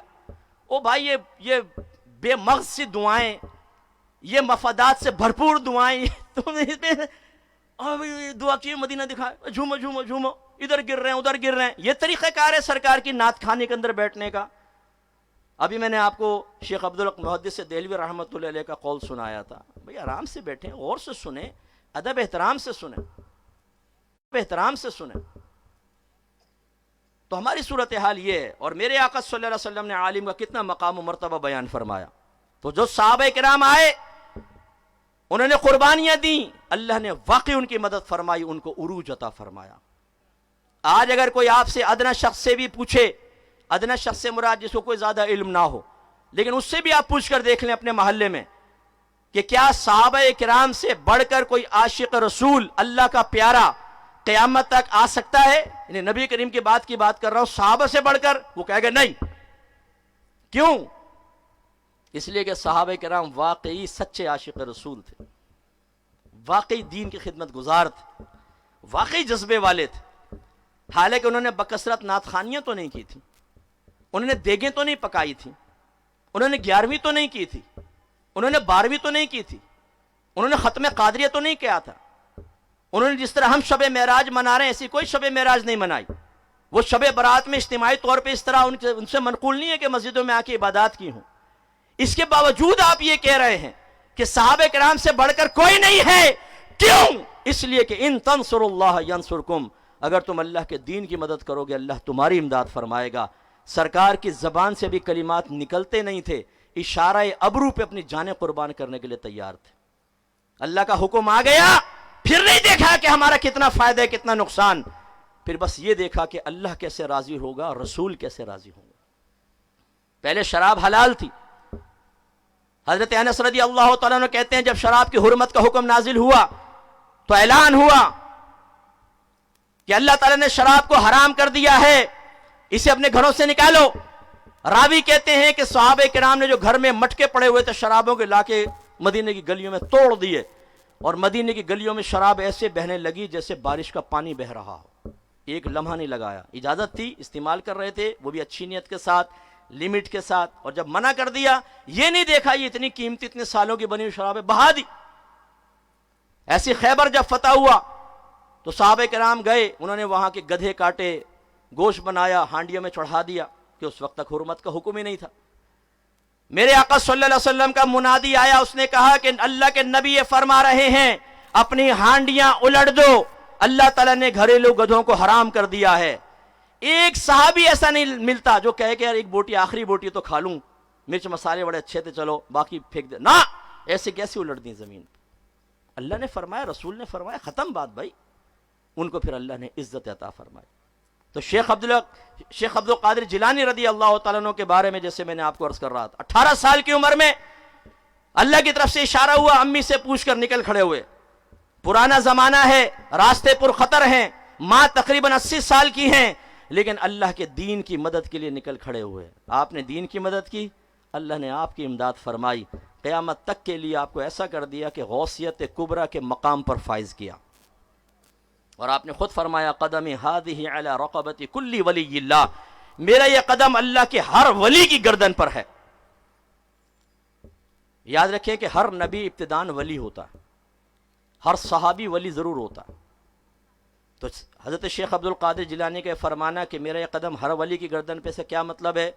تو ہمارے اکابرین نے فرمایا کہ اس سے ایک تو نبی سب مستثنا ہے، صحابہ کرام مستثنا ہیں، ایسی اکابر تابعین مستثنا ہے، جیسے ہمارے امام اعظم ابو حنیفہ رضی اللہ تعالیٰ عنہ اکابر تابعین میں سے غوث پاک سے افضل ہیں۔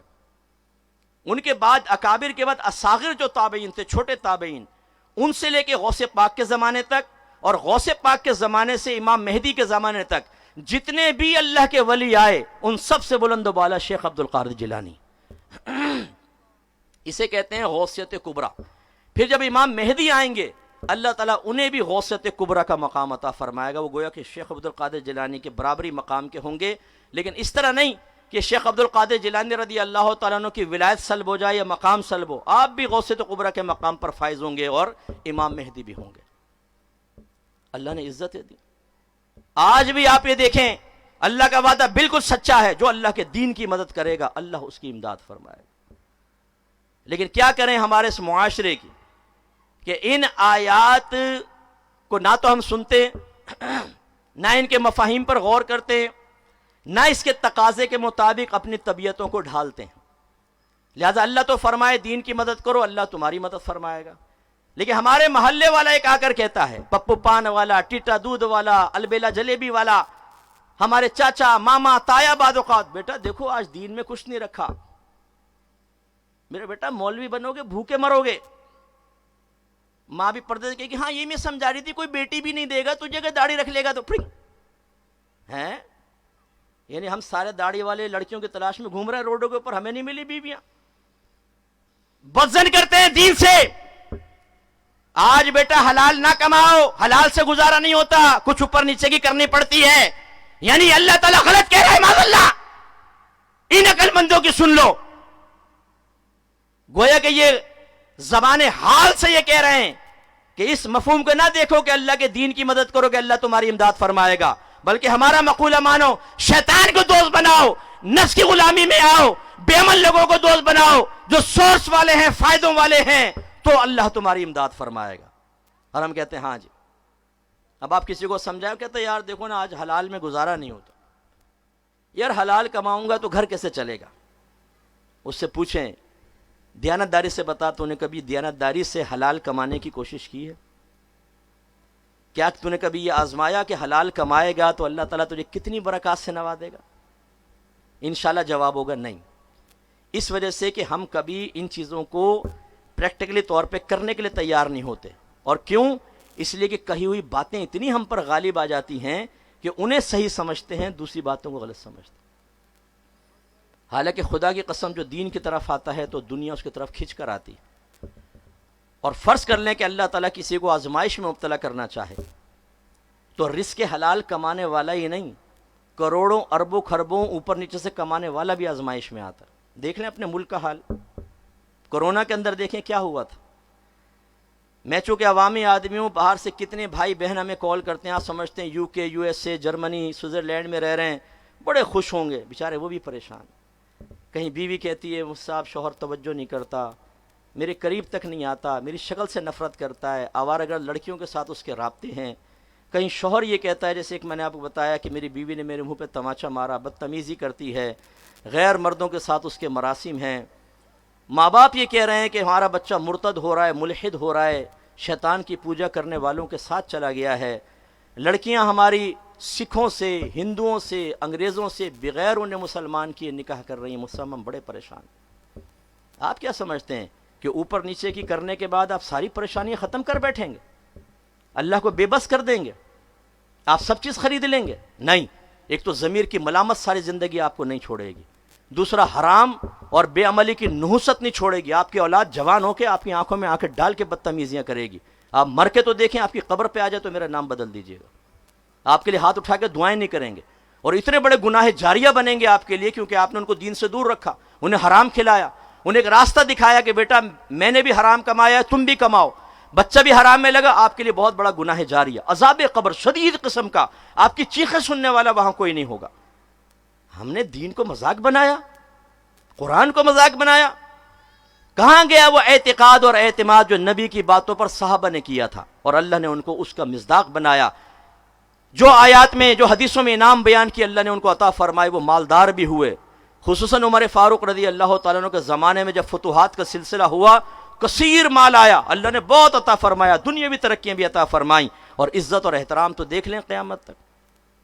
آپ کتنے بھی مالدار بن جائیں اوپر نیچے کا مال لے کر، جب آپ غور کریں گے ایک مالدار آپ سے زیادہ ہی ہوگا، اور کریں پھر مالدار آگے ہوگا۔ ایسا تو نہیں ہو سکتا کہ دنیا کے سب سے مالدار بن جائیں، اور پھر آہستہ آہستہ ایک ایسا وقت آئے گا کہ آپ اور ہم اس شعر کا مصداق بن جائیں گے۔ سیٹھ جی کو فکر تھی ایک ایک کے 10-10 کیجئے، موت آ پہنچی کہ صاحب جان واپس کیجئے، آ جاؤ آپ یہاں پر حساب دو ایک ایک پیسے کا۔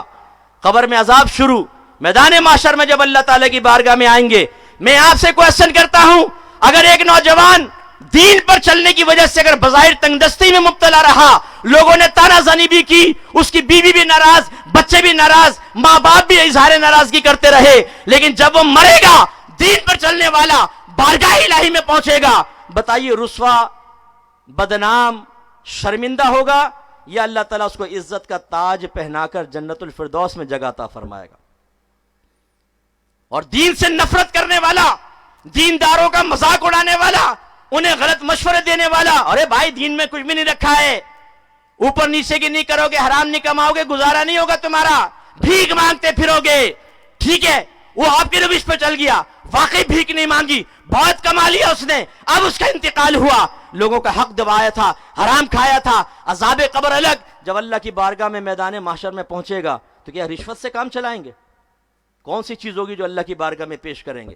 یہ اللہ تعالیٰ یہ مال رشوت سے لیا تھا، یہ حرام مال وراثت کا دبایا ہوا ہے، یہ میں نے فلاں کا حق دبا لیا تھا، یہ میں نے جھوٹ بول کے روزی کمائی تھی، یہ سب لے لے مجھے چھوڑ دے۔ وہاں تو مال ہوگا ہی نہیں، پھر کیا کریں گے؟ اللہ نے ڈے آف ججمنٹ رکھا ہی اسی لیے ہے۔ جتنے یہ کائنات میں پھیلے ہوئے بہت بڑے بڑے افلاطون اور ارسطو ہیں نا، جھوٹے، جو دین کا مذاق اڑا کر بچوں کو ہمارے دین سے دور کر کے ان کے دل میں دین کی نفرتیں ڈال رہے ہیں، تم لوگ پچھتاؤ گے، ایڑیاں رگڑو گے قبر کے اندر، کوئی تمہارے منہ میں ایک گھونٹ پانی ڈالنے والا نہیں ہوگا۔ ہمارے اکابری نے لکھا کہ ایک نوجوان تھا، وہ کہیں راستے میں جا رہا تھا، بڑا باعمل نیک نوجوان تھا، ملک الموت علیہ السلام تشریف لے آئے، اس وقت ظاہر ہو کر روح قبض کیا کرتے تھے، قریب آئے، سلام کیا، بچے نے جواب دیا، کہا کہ جانتے ہو میں کون ہوں؟ کہا کہ جی نہیں۔ कहा मैं मलकुल मौत हूं। नौजवान हंस पड़ा, खुश हो गया, कहने लगा आप मलकुल मौत हैं, बहुत देर कर दी आपने आने में, जल्दी से मेरी रूह निकालें ताकि मैं अपने रब से मुलाकात कर सकूं। हजरत ने फरमाया कि नहीं, मुझे अल्लाह का हुक्म है कि मैं तुम्हें कुछ मोहलत दे दूं, जो करना है तुम कर सकते हो। नौजवान ने कहा यह बताइए कि अल्लाह की मुलाकात से बढ़कर भी कोई काम हो सकता है? कहा कि नहीं, मुझे अल्लाह का हुक्म है, आप कुछ करें। कहा अच्छा, अगर मेरे रब की मर्जी है, मैं 2 रकात पहले मैं वुजू कर लूं, 2 रकात नमाज पढ़ूं, जब मैं सजदे में जाऊं तो मेरी रूह कब्ज कर लीजिएगा। और ऐसे ही हुआ, उसकी रूह कब्ज हो गई। आपने देखा, मजाक उड़ाएं, दाढ़ी वाले का मजाक उड़ाओ मुसलमान होकर, बुरके वाली बच्चियों का मजाक उड़ाओ मुसलमान होकर। जो बच्ची आपकी मजलिस और महफिल से, मैं बहनों से कह रहा हूं, गीबत छोड़कर उड़ जाए, उसको मुल्लानी कह के उसका मजाक उड़ाओ, लेकिन मैदान माशर में जिल्लत और रुसवाई आपको मुकद्दर होने वाली है। मर के तो देखो जरा। ऐसे लोगों को मैं चैलेंज करता हूं, करो अभी दुआ मेरे साथ, अल्लाह हमें मौत दे दे। करो जरा दुआ, कभी भी नहीं कर सकते, क्योंकि हमें मौत पसंद नहीं है। हमें पता है हमारे कारनामे क्या हैं, हमारा क्या अंजाम होने वाला है। हमें अल्लाह से मुलाकात पसंद नहीं है, हमें जन्नत के नज़ारे पसंद नहीं है। हालांकि हदीसों में कि तीसरा क्वेश्चन होगा, मा कुंत तक़ूलु फी हक़्क़ि हाज़ा रजुल, तू इस शख्स के बारे में क्या कहा करता था। मेरे आका जलवा अफरोज होंगे, आपके पसीने की महक से पूरी कब्र मुनव्वर हो जाएगी, महक जाएगी, नूर ही नूर आ जाएगा। उस नबी को हम देखेंगे जिस नबी का सिर्फ नाम सुना था और कायनात में उसके नाम पे गर्दनें कटती हमने देखी थी, उस नबी सामने होंगे। लेकिन मौत की तमन्ना तो करके देखो, नहीं करेंगे। पता है हम चोर हैं, पता है कि सबसे बड़े दीन के दुश्मन खुद मुसलमान है, जो अपने घर में दीन को दाखिल नहीं होने देता। काफिर क्या हमारा बिगाड़ेगा, हम बिगाड़ेंगे। तो अंजाम क्या होगा? बनी इसराइल के एक शख्स का वाकया बयान गया। बड़ा मालदार था, बड़ा पैसा जमा किया उसने, बहुत माल, बड़ा सा महल बनाया, सब लोगों की दावत की ताकि लोग देखें मेरे पास कितना है। एक बड़े तख्त पर लोग खाना खाना शुरू हुए तो पांव रख के तकब्बुर से खड़ा होकर देख रहा था और सोच रहा था अब तो इतना माल जमा कर लिया है कि 7 नस्लें भी बैठ के खाती रहें तो मुझे कमी नहीं होगी। इतने में उसके महल का दरवाज़ा ज़ोर से बजा, खुद्दाम भाग कर गए, देखा फटे पुराने कपड़े में फ़कीर खड़ा हुआ। उन्होंने कहा बदतमीज़ आदमी, तूने इतनी ज़ोर से दरवाज़ा बजाया, तुझे पता नहीं किसका महल है? उसने कहा अपने मालिक से कहो मैं तुमसे मिलने आया। उन्होंने देखा ऊपर से नीचे तक, हंसने लगे। कहा कि गधे इंसान, वो लफ्ज़ नहीं कहा माज़अल्लाह, मैंने कह रहा हूँ, लेकिन उनका रवैया ऐसे ही था जो हमें रिवायत में नज़र आता है। और कहा तुझ जैसा बेवकूफ़ से हमारा मालिक मिलने के लिए आएगा, चलो यहाँ से जा। दरवाज़ा बंद कर दिया, अंदर आए। मालिक ने पूछा कौन था? कहा जी फटे पुराने कपड़े में फ़कीर था, कह रहा था अपने मालिक को बुलाओ, मैंने मिलना है। कहा कि तुमने उसको मज़ा नहीं चखाया, मैं जाऊँगा उससे मिलने। फिर वो दरवाज़ा ज़ोर से बजा, पहले से ज़्यादा ज़ोर से। खादिम भाग कर गए, वही खड़ा हुआ था। कहा यार तू हमें क्यों नौकरी से निकलवाएगा भाई, तू क्यों ऐसे दरवाज़ा बजा रहा है? उसने कहा मैं मलकुल मौत अलैहिस्सलाम, अपने मालिक से कहो इधर आओ मेरे पास। अंदर गए कांपते हुए, मालिक को कहा बाहर मलकुल मौत अलैहिस्सलाम खड़े हैं, वो भी कांप गया। कहने लगा उनसे कहो मेरी जगह किसी और को कबूल कर लें। मलकुल मौत अलैहिस्सलाम अंदर आ गए और फरमाया जब किसी की मौत का वक्त आता है फिर वो टलता नहीं है, लेकिन मुझे अल्लाह ताला ने फरमाया है कि मैं तुझे कुछ मोहलत दूं। अब फ़र्क देखो, मोहलत दोनों को मिली है, और हम जैसे लोग और एक वो नेक। इस शख्स को कहा कि अल्लाह ने तुझे मोहलत दी, इसने कहा ठहर जाओ, सारा माल जमा करो। माल जमा किया गया। फिर इसने उस माल को देखकर कहा ए माल, तुझ पे अल्लाह की लानत हो, तूने मुझे अल्लाह की याद से गाफिल रखा। अगर तू मुझे ना मशगूल रखता तो मैं अपने रब को राज़ी कर लेता। अल्लाह ने माल को बोलने की ताकत अता फरमाई। माल ने कहा मलामत मुझे ना कर, अपने आप को मलामत कर, मेरी वजह से तो तुझे नेमतें मिली, आसाइशें मिली। तू बादशाहों के दरबार में उस वक्त दाखिल हो जाया करता था जब दीनदारों को रोक दिया जाता था। अगर तू मुझे सही जगह इस्तेमाल करता, सही तरह कमाता, मैं तेरे काम आता। तूने गलत तरीके से जमा किया तो तुझे नुकसान हुआ, मलामत मुझे क्यों करता है, अपने आप को कर। और फिर मलकुल मौत अलैहिस्सलाम ने उसकी रूह कब्ज़ की और वह पहाड़ के बराबर अपनी दौलत को देखकर हसरत के साथ मर गया। उलमा ने फरमाया जिसके पास जितना माल होगा मरते वक्त उसको तकलीफ उतनी ही ज्यादा होगी। नौजवानों, आपकी स्कूटर यहीं रह जाएगी, आपके कपड़े भी उतार लिए जाएंगे, जो आपने पैंट शर्टें मंगाई थी लंदन से वो सब इधर होंगी, घड़ी यहां पर होगी, आपका बैंक बैलेंस, आपका पैसा, आपका सब कुछ यहीं पर होगा, आपकी ज़ौजा यहीं पर होगी। हो सकता है वो इद्दत गुजार के कुछ अरसे बाद किसी और शख्स से निकाह कर ले, आपको भूल भाल जाए, اور آپ کو سب کے درمیان سے اٹھا کر قبر میں ڈال دیا جائے گا۔ کہاں گئے دوست؟ کہاں گیا پیسہ؟ کہاں گیا وہ دین کا مذاق اڑانا؟ کہاں گیا وہ دینداروں کو دیکھ کر منہ پھیر کے نکل جانا؟ کہاں گیا وہ آپ کا رویہ کہ اگر دیندار دور سے آتا نظر آتا تو آپ کہا کرتے تھے یار نماز روزے کا کہہ کے کٹ لو یہاں سے؟ اب پچھتاوا ہوگا، اب حسرت ہوگی، اور پھر آپ کو ایک انتہائی شرمندہ کر دینے والا منظر نظر آئے گا۔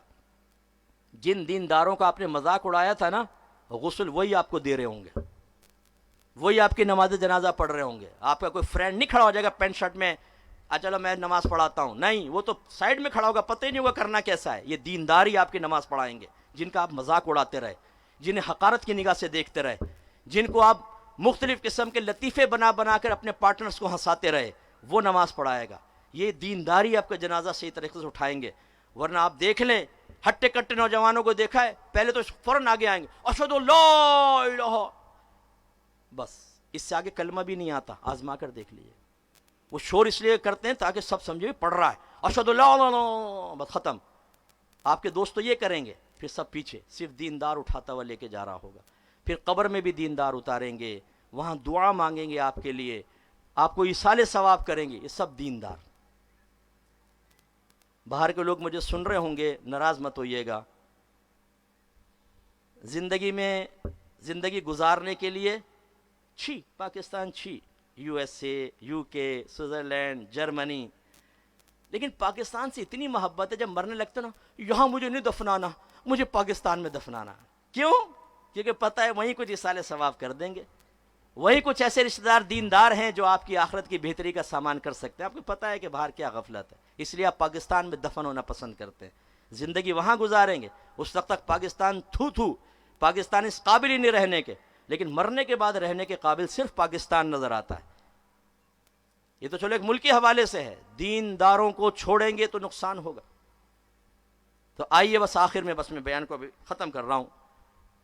اگر آپ کا ذہن بنتا ہے کہ ہاں ہمیں دین کی مدد کرنی چاہیے، اور یہ کوئی اللہ پہ احسان نہیں ہے، اللہ نے بدلا ڈیل ہے، ڈیل، اللہ کے دین کی مدد کرو اللہ تمہاری مدد کرے گا، آؤ ڈیل کر لو۔ آج کل ڈیل سے کتنے کام ہو رہے ہیں آپ یہ دیکھیں، گورنمنٹیں بن رہی ہیں ڈیل سے، دیگر معاملات ہوتے ہیں، ہو سکتا ہے پیچھے ڈیل نہ بھی ہو، لیکن بہرحال مشہور تو یہ کہ ڈیل ہو رہی ہے۔ ایسے اللہ تعالیٰ نے ایک ڈیل پیش کی ہے، اللہ کے دین کی مدد کرو اللہ تمہاری امداد فرمائے گا۔ ڈیل قبول کر لیں۔ شاید یہاں پر دنیا میں کسی کا کیا گیا وعدہ غلط ہو سکتا ہے، جھوٹا ہو سکتا ہے، لیکن اللہ تعالیٰ اپنے وعدے کے خلاف نہیں کرتا۔ سوال یہ پیدا ہوتا ہے کہ چلو اے اللہ تعالیٰ ہم راضی ہیں اس ڈیل کے لیے، اب ہمیں یہ بتا کہ دین کی مدد کیسے ہوگی۔ بس یہ میرا آخری پوائنٹ ہے اس کے لیے۔ نمبر 1، جب تک دین کی تعلیم باقی نہیں رہے گی دین کی مدد نہیں ہو سکتی۔ اسی لیے سرکار صلی اللہ علیہ وسلم نے تیزی سے عالم بنائے، مفتی بنائے، مجتہد صحابہ بنائے، اور بقیہ صحابہ کو مکلف بنایا کہ ان سے آ کے علم دین سیکھیں۔ سرکار جب نماز پڑھاتے تو فرماتے جو علم میں سب سے زیادہ ہیں وہ میرے قریب کھڑے ہوں، پھر جو ان سے قریب ہیں، پھر جو ان سے قریب ہیں، یعنی علم کے اعتبار سے سرکار قریب کرتے تھے۔ علماء پیدا کیے دیگر، کیونکہ وہ ڈیلیور کریں گے دین کو، وہ قرآن و حدیث کو بتائیں گے۔ لہٰذا دین کی تعلیمات اور اس کا بڑا منبع اور ماخذ قرآن اور حدیث، دو چیزیں ہیں۔ قرآن سرکار نے اس طرح محفوظ فرمایا، سرکار نے اس طرح اس کو محفوظ کیا کہ حفظ کی ترغیب دی، جیسے ہمارے بچے بھی دیکھیں حافظ بنے، تو کثیر صحابہ نے قرآن کو حفظ کیا۔ دوسرا سرکار فرماتے اس کو لکھ کر محفوظ کرو، تو جلدی جلدی لکھتے تھے، لیکن 8-10 بیٹھے ہیں، آیت آئی ان کو لکھوائی، پھر سرکار کہیں اور گئے، دیگر 8-10 صحابہ ہیں، دوسری آیت کوئی نازل ہوئی ان کو لکھوائی، پھر وہ آپس میں ایکسچینج کیا کرتے تھے، کبھی کبھی نہیں بھی کرتے تھے، پتہ نہیں چلتا تھا، جیسے سفر میں آئی تو ادھر والوں کو نہیں پتہ چلا، لیکن آہستہ آہستہ معلوم ہو جاتا تھا، فوری طور پہ نہیں پتہ چلتا تھا۔ لیکن جب سرکار نے پردہ فرمایا اور مسیلمہ کذاب نے نبوت کا دعویٰ کیا تو صدیق اکبر رضی اللہ تعالیٰ عنہ نے اس کے خلاف جہاد کیا، کیونکہ ہمارا ختم نبوت کا عقیدہ بڑا مسلمہ ہے، ہمارے نبی کے بعد کوئی اور نبی نہیں آ سکتا۔ اس نے دعویٰ کیا کہ میں ہوں نبی، اس کا طریقہ کیا ہے؟ جہاد۔ لیکن میں آپ کو ترغیب نہیں دے رہا ہوں کہ کوئی اگر اس طرح کا دعویٰ کرتا ہے تو آپ ریاست کے معاملات کو ہاتھ میں لیں، ہاں احتجاج کرنا ہمارا حق ہے، اس طرح کے معاملات کرنا کہ اگر فرض کر لیں کسی جانب سے ڈھیل دی جا رہی ہو تو سختی پہ مجبور کر دیا جائے ایسے شخص کو کیفر کردار تک تو پہنچانا ہوگا۔ تو صدیق اکبر نے جہاد کا اعلان کیا، جہاد ہوا، کثیر حافظ صحابہ شہید ہو گئے۔ عمر فاروق حاضر ہوئے، کہا کہ اگر اسی طرح حافظ صحابہ شہید ہوتے رہے تو قرآن کی حفاظت کا معاملہ خطرے میں پڑ جائے گا۔ حالانکہ اللہ نے کیا فرمایا؟ اِنَّا نَحْنُ نَزَّلْنَا الذِّكْرَ وَإِنَّا لَهُ لَحَافِظُونَ، بے شک ہم نے قرآن کو نازل کیا اور اس کی حفاظت کرنے والے ہم ہی ہیں، اللہ تعالیٰ فرما رہا ہے۔ لیکن مطلب کیا ہے؟ اللہ تعالیٰ حفاظت ایسے فرمائے گا کسی کا تو ہاتھ توڑ دے گا بڑھتا ہوا، اور یا اللہ تعالیٰ توفیق دے گا اس کے بندے قرآن کو حفظ کریں گے اور جعلی قرآنوں کو ہٹاتے رہیں گے، یوں اللہ تعالیٰ کی توفیق سے قرآن کی حفاظت ہوتی رہے گی۔ تو قرآن محفوظ ہوا، آج آپ کے میرے درمیان ہے۔ یہ الگ بات ہے کہ توفیق نہیں ہے، ہم میں بہت سارے ایسے بیٹھے ہوں گے جنہوں نے کئی سالوں سے قرآن نہیں پڑھا، اور بہت سارے ایسے بیٹھے ہوں گے جنہوں نے ایک بار بھی قرآن کو ترجمہ اور تفسیر سے پڑھنے کی زحمت گوارا نہیں کی۔ انہیں نہیں پتا ان کا رب قرآن میں کیا کہہ رہا ہے، جھوم جھوم کے پڑھ رہے ضرور ہے، لیکن پتہ نہیں کہ میرے رب نے کیا فرمایا۔ دوسرا ماخستہ حدیث، سرکار نے بیان فرمائی، باتیں صحابہ کرام نے محفوظ کی، یہ تعلیمات عام ہوئی، اس نے دین کو مجتمع کر کے رکھا، ورنہ دین کبھی کا مٹ چکا ہوتا، ختم ہو جاتا، کب تک ذہنوں میں رہتا۔ حدیثوں کی کتابیں جمع ہوئیں۔ ہاں یہ الگ درد ہے ہمارا کہ آپ میں بہت سارے ایسے ہوں گے جنہوں نے حدیث کی کوئی کتاب اپنے گھر میں نہیں رکھی۔ بخاری، مسلم، ترمذی، نسائی، ابو داؤد، ابن ماجہ، یہ سیاہ ستہ کہلاتی ہیں، 6 صحیح ترین حدیثوں کی کتابیں، اگرچہ ان میں ضعیف بھی ہیں، موضوع حدیثیں بھی ہیں، لیکن اکثر اس میں ہیں، اور قوم کا اعتماد ہے کہ یہ صحیح کتابیں۔ اور بخاری، جس کے بارے میں اکثر علماء یہ کہتے ہیں جمہور کہ قرآن کے بعد سب سے صحیح ترین کتاب روئے زمین پر بخاری شریف، لیکن ہیں ہمارے گھروں میں بخاری، ترمذی، نسائی، ابو داؤد، ابن ماجہ، کبھی آپ نے بخاری کو ہاتھ میں بھی لے کر دیکھا ہے؟ کبھی نہیں۔ ان سے ہمارا دین محفوظ ہوا۔ تیسرا پھر جو دین محفوظ ہوتا ہے یا ہوگا وہ ہے مدارس کا قیام، نئے نئے علماء بنے، مفتین کرام بنے، دینی لیڈر بنے۔ سرکار نے فرمایا کہ قرب قیامت میں علم اٹھا لیا جائے گا، لیکن ایسا نہیں ہوگا کہ سینوں سے کھینچ لیا جائے، بلکہ علماء فوت ہوں گے اور ان کی جگہ لینے والا کوئی نہیں ہوگا۔ اور جب اللہ تعالیٰ کسی عالم کو نہیں چھوڑے گا تو لوگ جاہلوں کو اپنا لیڈر بنا لیں گے اور ان سے مسائل معلوم کریں گے، اور وہ غلط فتوے دے کر خود بھی گمراہ ہوں گے اور لوگوں کو بھی گمراہ کریں گے۔ حضرت بہت دیر سے کھڑے ہیں آپ، کافی دیر ہو گئی، ذرا جلدی سے ہٹ جائیں، مجھے ذرا آخری بار میں کر رہا ہوں، مجھے بیان کرنے دیں ذرا۔ تو سرکار نے یہ قرب قیامت کی خبر دی ہے، عالم جائیں گے دنیا سے، کوئی بتانے والا نہیں ہوگا، اور اگر ہوگا بھی تو یہ اشارہ ایک اور جگہ حدیث میں سرکار نے دیا، قرب قیامت کی علامات میں سے یہ ہے کہ جہالت عام ہوگی۔ جو آپ کے علماء موجود ہیں، میں آپ سے پوچھتا ہوں، ہاتھ نہیں اٹھانا ہے آپ نے، صرف میں گراؤنڈ ریلیٹیوز پہ کلام کر کے آپ کے شعور کی بیداری چاہتا ہوں۔ آج اپنے موبائل کی کانٹیکٹ لسٹ میں چیک کریں کتنے عالم کا نام لکھا ہوا، کتنے مفتیان کرام کا نام ہے، اور اگر ہے تو آپ نے پچھلے پورے 2 مہینے ان سے کتنی مرتبہ کانٹیکٹ کیا اپنے مسائل کے لیے؟ نہیں۔ یہ بیکار سی مخلوق ہے، کیا ضرورت ہے؟ شرابی، جواری، باس، بیوی، بچے، ماں باپ، سب سے کالیں ہو رہی ہیں، عالم سے کیوں ہوگی؟ تو علماء سے دین سنبھلے گا، اچھے لیڈر سے، ورنہ جاہل لیڈر آئیں گے، آپ بچ گئے، آپ کی نسلیں بچ جائیں کوئی گارنٹی نہیں، میری نسلیں بچ جائیں کوئی گارنٹی نہیں۔ جس طرح کہ آج سوشل میڈیا پہ بدتمیزیوں کا طوفان ہے کہ ہاتھ میں قرآن، ادھر بخاری لے کر، اور ہمارے نوجوان نسلوں کو تباہ کیا جا رہا ہے، اور یہ میرا درد ہے۔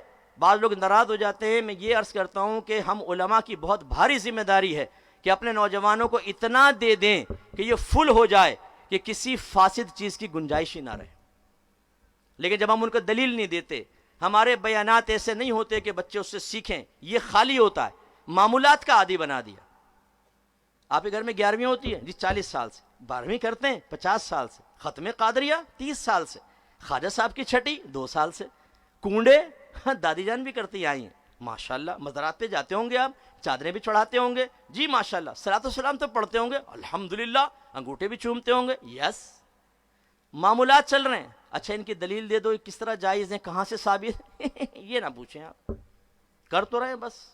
نتیجہ نکلتا ہے جب ہمارے ینگسٹرز فیس بک پہ جاتے ہیں، یوٹیوب پہ جاتے ہیں، وہاں پہ کسی کا بیان سنتے، ذہن خالی ہے، خالی ذہن میں ان کی دلیلیں جگہ بنا لیتی ہیں۔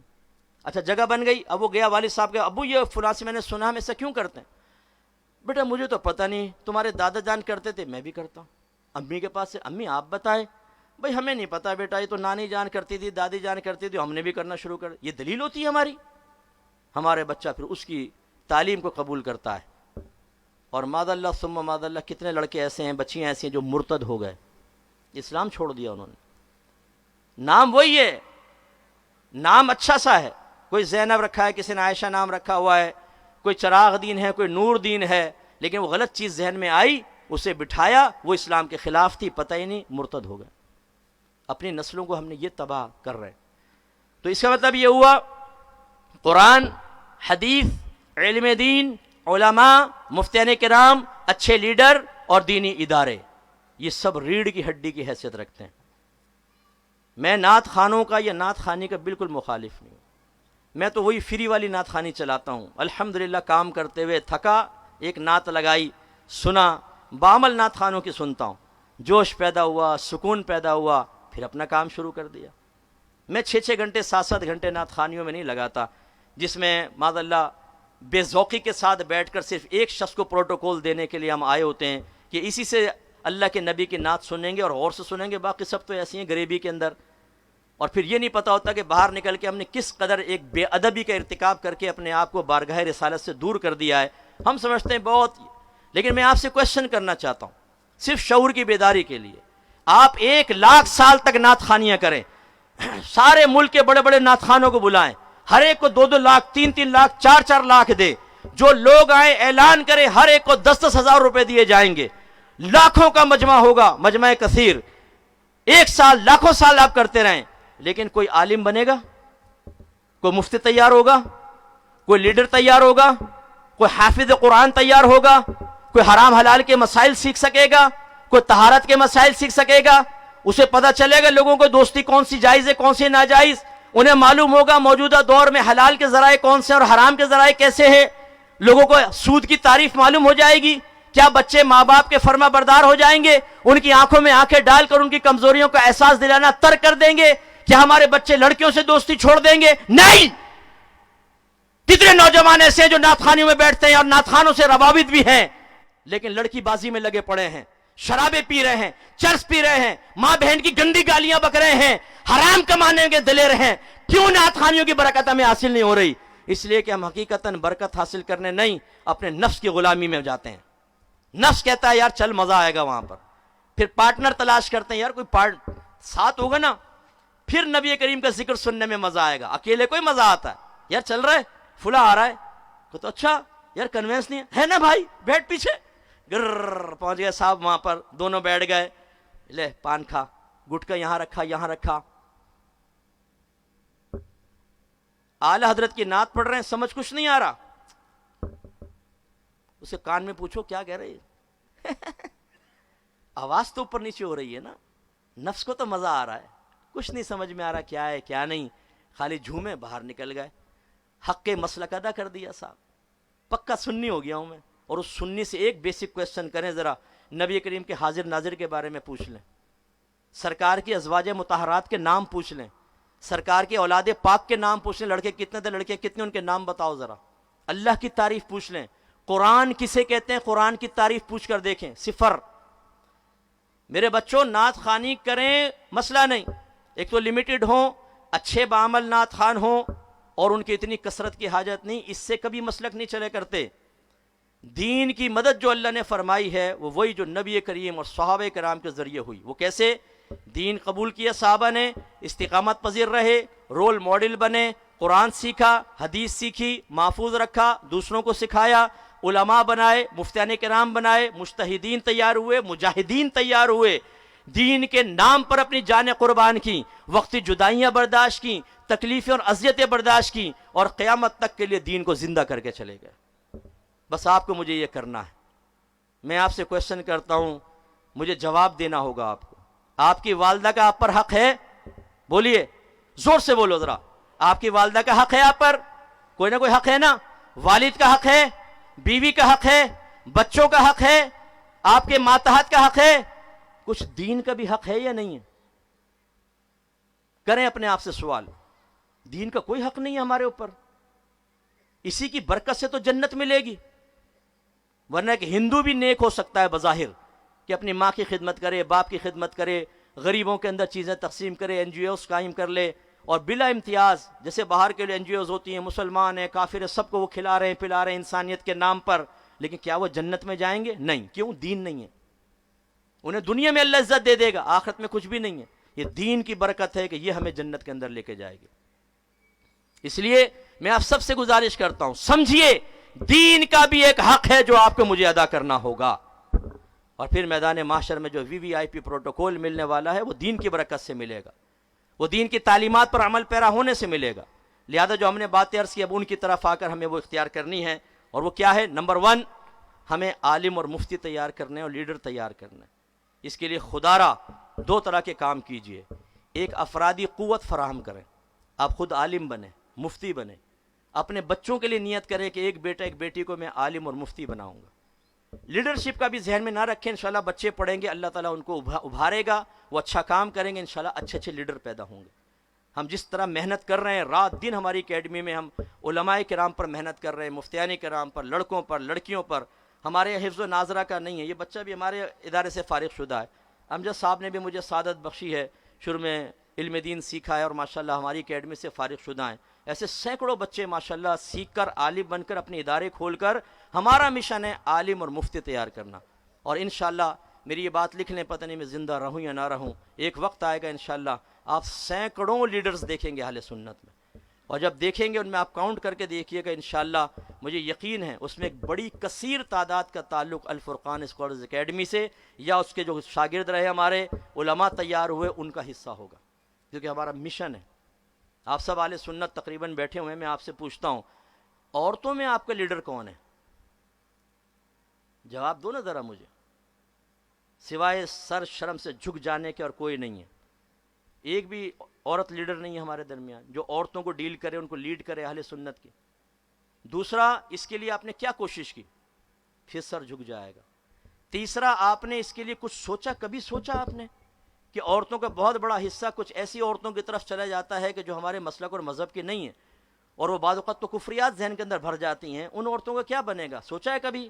پھر ہمارا سر شرم سے جھک جائے گا. بے حسی، بالکل سخت دلی دین کے ساتھ. تو اس لیے اب جیسے یہ بچہ نے ماشاءاللہ دیکھیں کتنے حافظ تیار کیے. 1 سال ہو گیا ان کے ادارے میں درس نظامی بھی ہو رہا ہے. میں نے پوچھا تھا کہ بچیاں پڑھ رہی ہیں کہ نہیں، انہوں نے بتایا کہ نیکسٹ ایئر سے انشاءاللہ بچیوں کو بھی، کیونکہ ابھی جگہ کی تنگی ہے، انشاءاللہ وہ بھی آئیں گی. تو میں آپ سے گزارش کرتا ہوں آپ خود بھی آئیے، اپنے بچوں کو لائیے، ان کے ادارے میں داخل کرائیں. اور جہاں اہل سنت کے کام کر رہے ہیں، ہمارے اندر کوئی تنگ نظری نہیں ہے، بالکل تنگ دلی نہیں ہے. اہل سنت کو ہونا چاہیے، ادارہ اچھا ہونا چاہیے، آپ وابستہ ہوں، عالم بنیں، مفتی بنیں، اپنے بچوں کو لے کر آئیں، تاکہ جب بروز قیامت پوچھا جائے کہ قرب قیامت کے وقت اگر اللہ تعالیٰ فرمائے کہ میرے دین کو تقویت دینے والے کون ہیں، تو ہم فخر سے کھڑے ہو جائیں کہ اللہ تعالیٰ میں خود بھی آیا، میں نے زوجہ کو عالمہ بنایا، اپنے بچوں کو عالم مفتی بنایا، بچیوں کو عالمہ مفتیہ بنایا. اے اللہ میں نے ادنا سی کوشش کی، انشاءاللہ عزت ملے گی. ایسا نہ ہو کہ ہمارا سر شرم سے جھک جائے کہ واقعی میں نے تو دین کے لیے کبھی نہیں سوچا. میری شرٹ، میرا ہیئر اسٹائل، میرے دوست، میری سگریٹ، میرے پان، میری جاب، میری بیوی، میرے بچے، میرے ماں، میرا باپ، میرا کاروبار، میرا گھر، میری اسکوٹر، میری کار، اس سے باہر ہی نہیں نکلا میں تو. میرا دین تو کبھی نہیں آیا میری زبان کے اوپر کہ میرا دین. کیا پھر میدان محشر میں ہمیں فخر حاصل ہوگا؟ یہ شرمندگی ہوگی. دوسرا یہ کہ مالی سپورٹ. صحابہ کرام علیہم رضوان نے جب سرکار نے چندہ مانگا ہے نا دین کے لیے، یوں لا کر دیا. صدیق اکبر کا واقعہ آپ نے سنا، پورے گھر کا سامان لا کر دے دیا. ہم تو آپ سے یہ نہیں کہتے کہ آپ پورا سامان لے کر آئیں. جب حضرت عثمان غنی رضی اللہ تعالی عنہ نے جیش عسرہ کے لیے مال دیا، سرکار خوش ہوئے. سونے کے سکے تھے، پلٹتے تھے، سرکار چہرہ ایسا چمک رہا تھا، دمک رہا تھا، اور سرکار نے فرمایا اے عثمان، آج کے بعد کوئی گناہ تجھے نقصان نہیں پہنچا سکتا. اس کی تشریح بیان کی کہ عثمان، اللہ نے تیرا یہ صدقہ ایسا قبول کیا کہ آئندہ تجھ سے کوئی خطا کا ارتکاب ہوگا ہی نہیں، گناہ ہوگا ہی نہیں کہ نقصان پہنچا. ایسا سرکار خوش ہوئے، جنت کی بشارت عطا فرمائے. تو اپنا مالی سپورٹ دیجیے. جتنے مجھے سن رہے ہیں خدا کے واسطے، نعت خانوں کو آپ جانتے ہیں کہ ان کے پاس کروڑوں روپیہ ہے، لینڈ کروزر میں وہ اتر رہا ہے، 2.5 4 کروڑ کے فلیٹ کے اندر وہ رہ رہا ہے، اور آپ اسی کو 2 لاکھ 4 لاکھ دے رہے ہیں، اس پہ لٹا رہے ہیں پیسہ. اور ایک عالم دین جو علم دین حاصل کر کے ایک لمیٹڈ تنخواہ میں اپنا گھر چلا رہا ہوتا، علمی غیرت اور علماء والی غیرت اسے اجازت نہیں دیتی کہ کسی کے سامنے دستے سوال دراز کرے، اعتماد سے کام کر رہا ہوتا، اس کی خدمت کر دو نا بھائی. ادارے چل رہے ہیں آپ کے اہل سنت کے، ان میں جا کر چندہ دو، پیسے دو، اور ان کی عزت نفس کو ملحوظ رکھ کر دو. ایک وقت میں جتنی لسی، جتنی چائے، جتنی دودھ پتی کوئٹہ ہوٹل پر ہم نے دودھ پتیاں اپنے دوستوں کو پلا دی ہیں، اسی کی کیلکولیشن کریں، سالانہ لاکھوں بن جائے گا. یار اس میں سے کچھ حصہ دینداروں کو دے دیتے، دینی اداروں کو دے دیتے. آپ کے اگر ادارے اطراف میں اہل سنت کو ادارہ کام کر رہا ہے تو آپ جا کر کہیں کہ یار ایک عالم، ایک مفتی کو میں اس کے کفالت کرنا چاہتا ہوں، مجھے بتائیں کتنا خرچہ آئے گا. اگر اللہ نے توفیق دی ایک کو عالم بنا دے، مفتی بنا دے، آپ کے لیے بہت بڑا ثواب جاریہ، بہت بڑا ثواب جاریہ.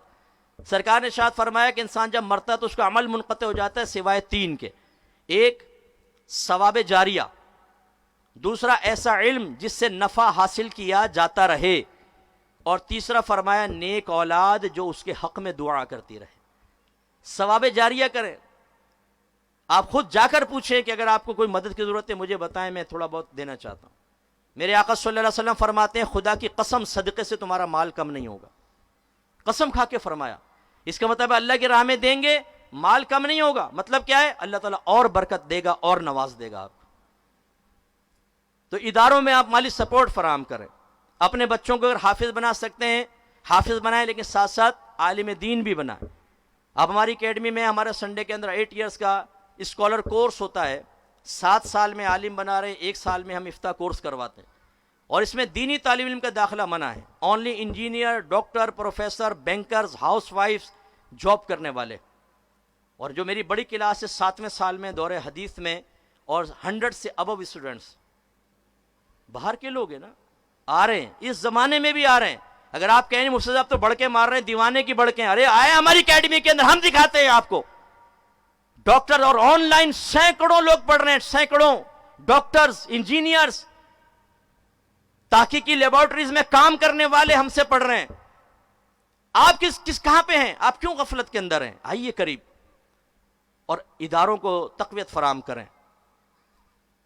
مالی سپورٹ فراہم کریں. پھر ایک وقت آئے گا انشاءاللہ، مجھے اللہ کی رحمت سے امید ہے، ان تنصر اللہ ینصرکم، اللہ تعالیٰ تمہاری امداد فرمائے گا. آج الحمدللہ عزت اور عروج ہے. میرا پروگرام 20 سال سے دیکھا جا رہا ہے، احکام شریعت 20 سال. اس 4 مارچ کو 20 ایئرس کمپلیٹ ہو گئے. 20 سال سے داڑھی والا، امامے والا آدمی، مرد، اور فقہ جیسا مضمون، اور 20 سال سے پبلک دیکھ رہی ہے تو ہی چل رہا ہے نا پروگرام، ورنہ بند کر دیں گے. یہ میرا کمال ہے؟ نہیں، یہ میرے رب کا کمال ہے جو میں آپ کو بتانا چاہتا ہوں. اللہ چاہے تو اس قرب قیامت کے دور میں ایک بالکل خشک مضمون، بظاہر خشک مضمون والا پروگرام بھی 20 سال تک چلا سکتا ہے، اور لاکھوں لوگ اس کو دیکھتے ہیں. وہ ہمارا محتاج نہیں ہے. آپ کو ہمت کرنی پڑے گی. قرآن کے قریب آئیے، حدیث کے قریب آئیے. خدا را قرآن پڑھیں، حدیث پڑھیں، جو آپ کے اندر ایسی روحانی طاقت پیدا کر دے گا. پھر دنیا میں ہم پہ کوئی غالب نہیں آ سکتا، جیسے صحابہ کرام نے قرآن و حدیث پر عمل کیا. ٹائم زیادہ ہو گیا ہے تو بس میں وائنڈ اپ کرتے ہوئے صرف ہی آپ کو دعوت دیتا ہوں. آپ یوٹیوب پہ چلے جائیں، لکھیے گا تدبر قرآن، بائے مفتی اکمل لکھ لیں، چلیں وہاں پہ تفسیر کے پروگرام آ جائیں گے. ایپیسوڈ 1 سے دیکھنا شروع کریں.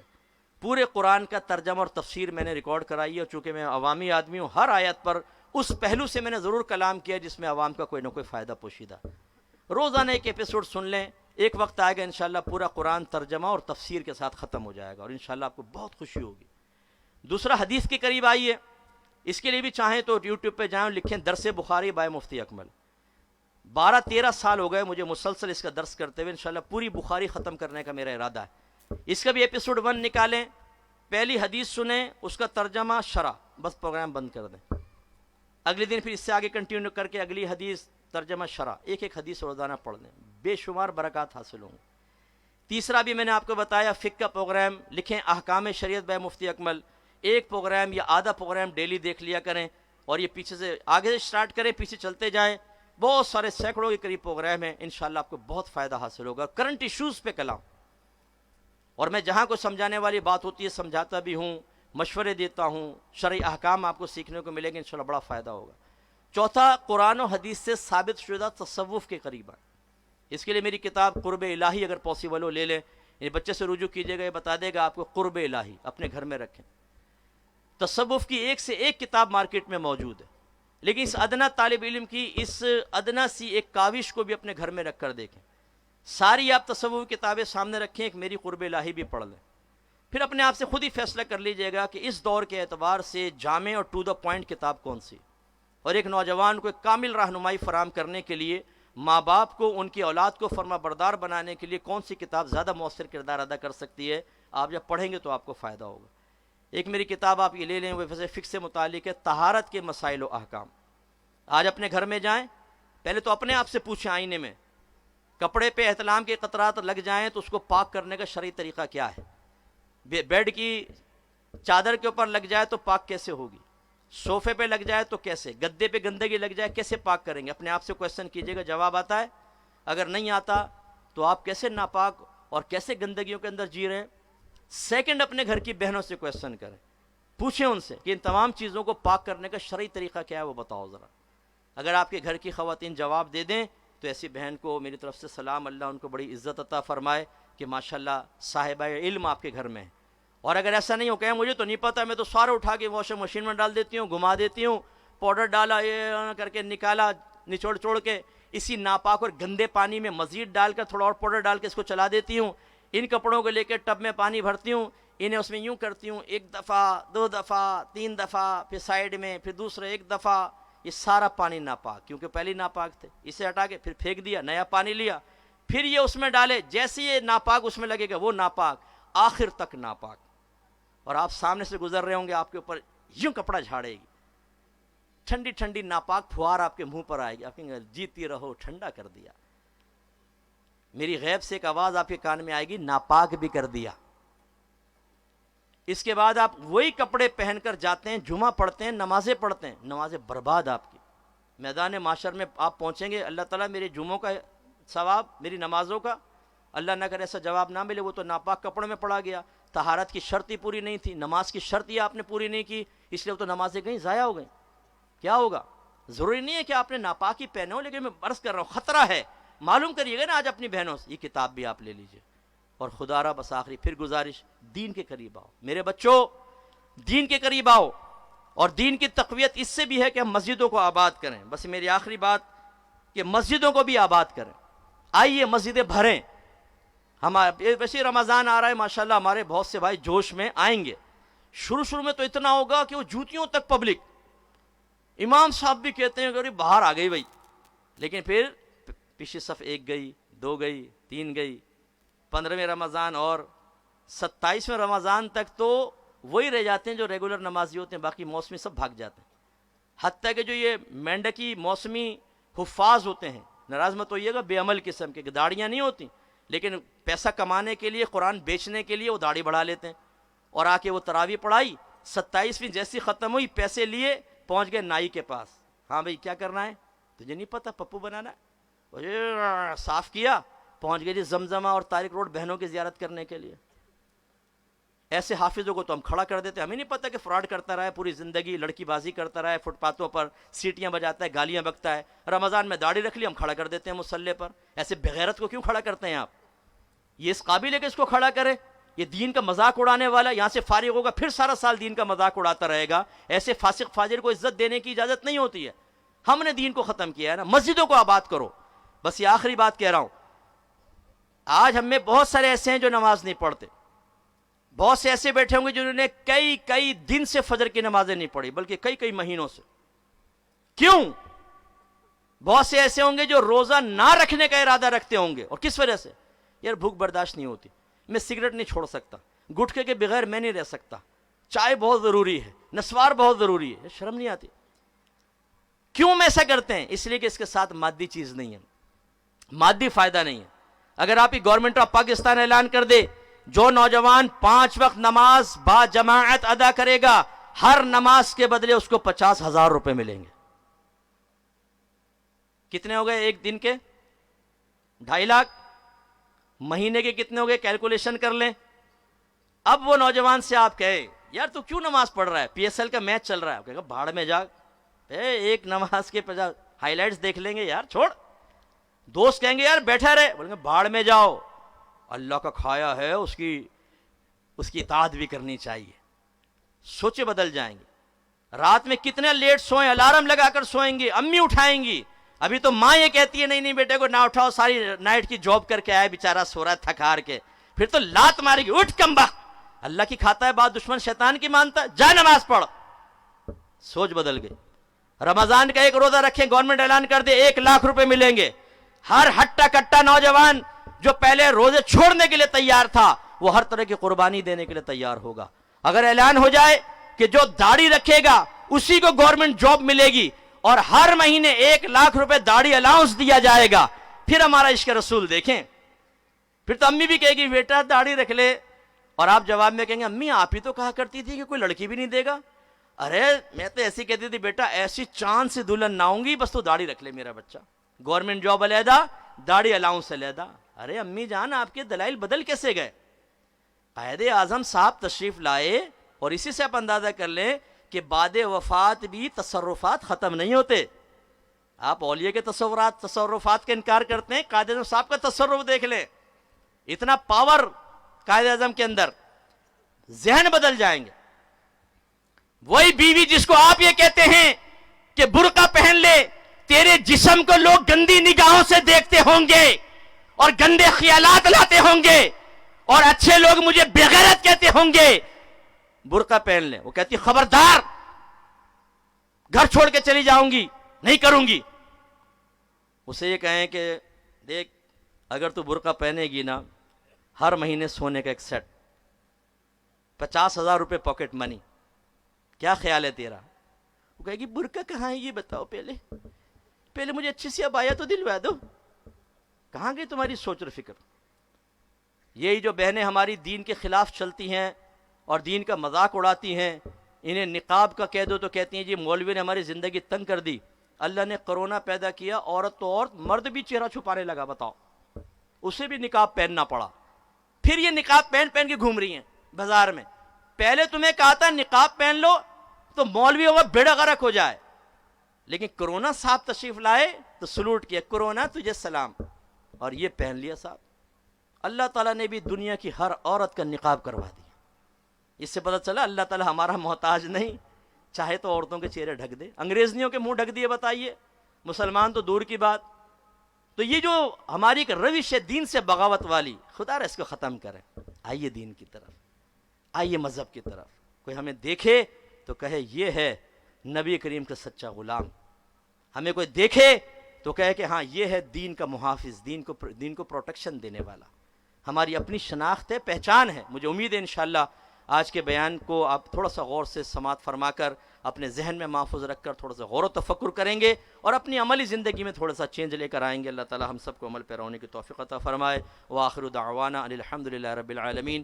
میری کوئی بات آپ کو ناگوار گزری ہو, کوئی انداز سے آپ ہرٹ ہوئے ہوں, پہلے کسی بیان سے کوئی بھی ہوا, میں سب سے معافی کا خواستگار ہوں. میں جلد تک اڑتا ہوں تو ایسی باتیں کہہ دیتا ہوں, باقی میں ادنا ہوں آپ اعلیٰ ہیں, مجھے معاف کر دیجیے گا. اللہ تعالیٰ معافی کی بھی توفیق عطا فرمائے.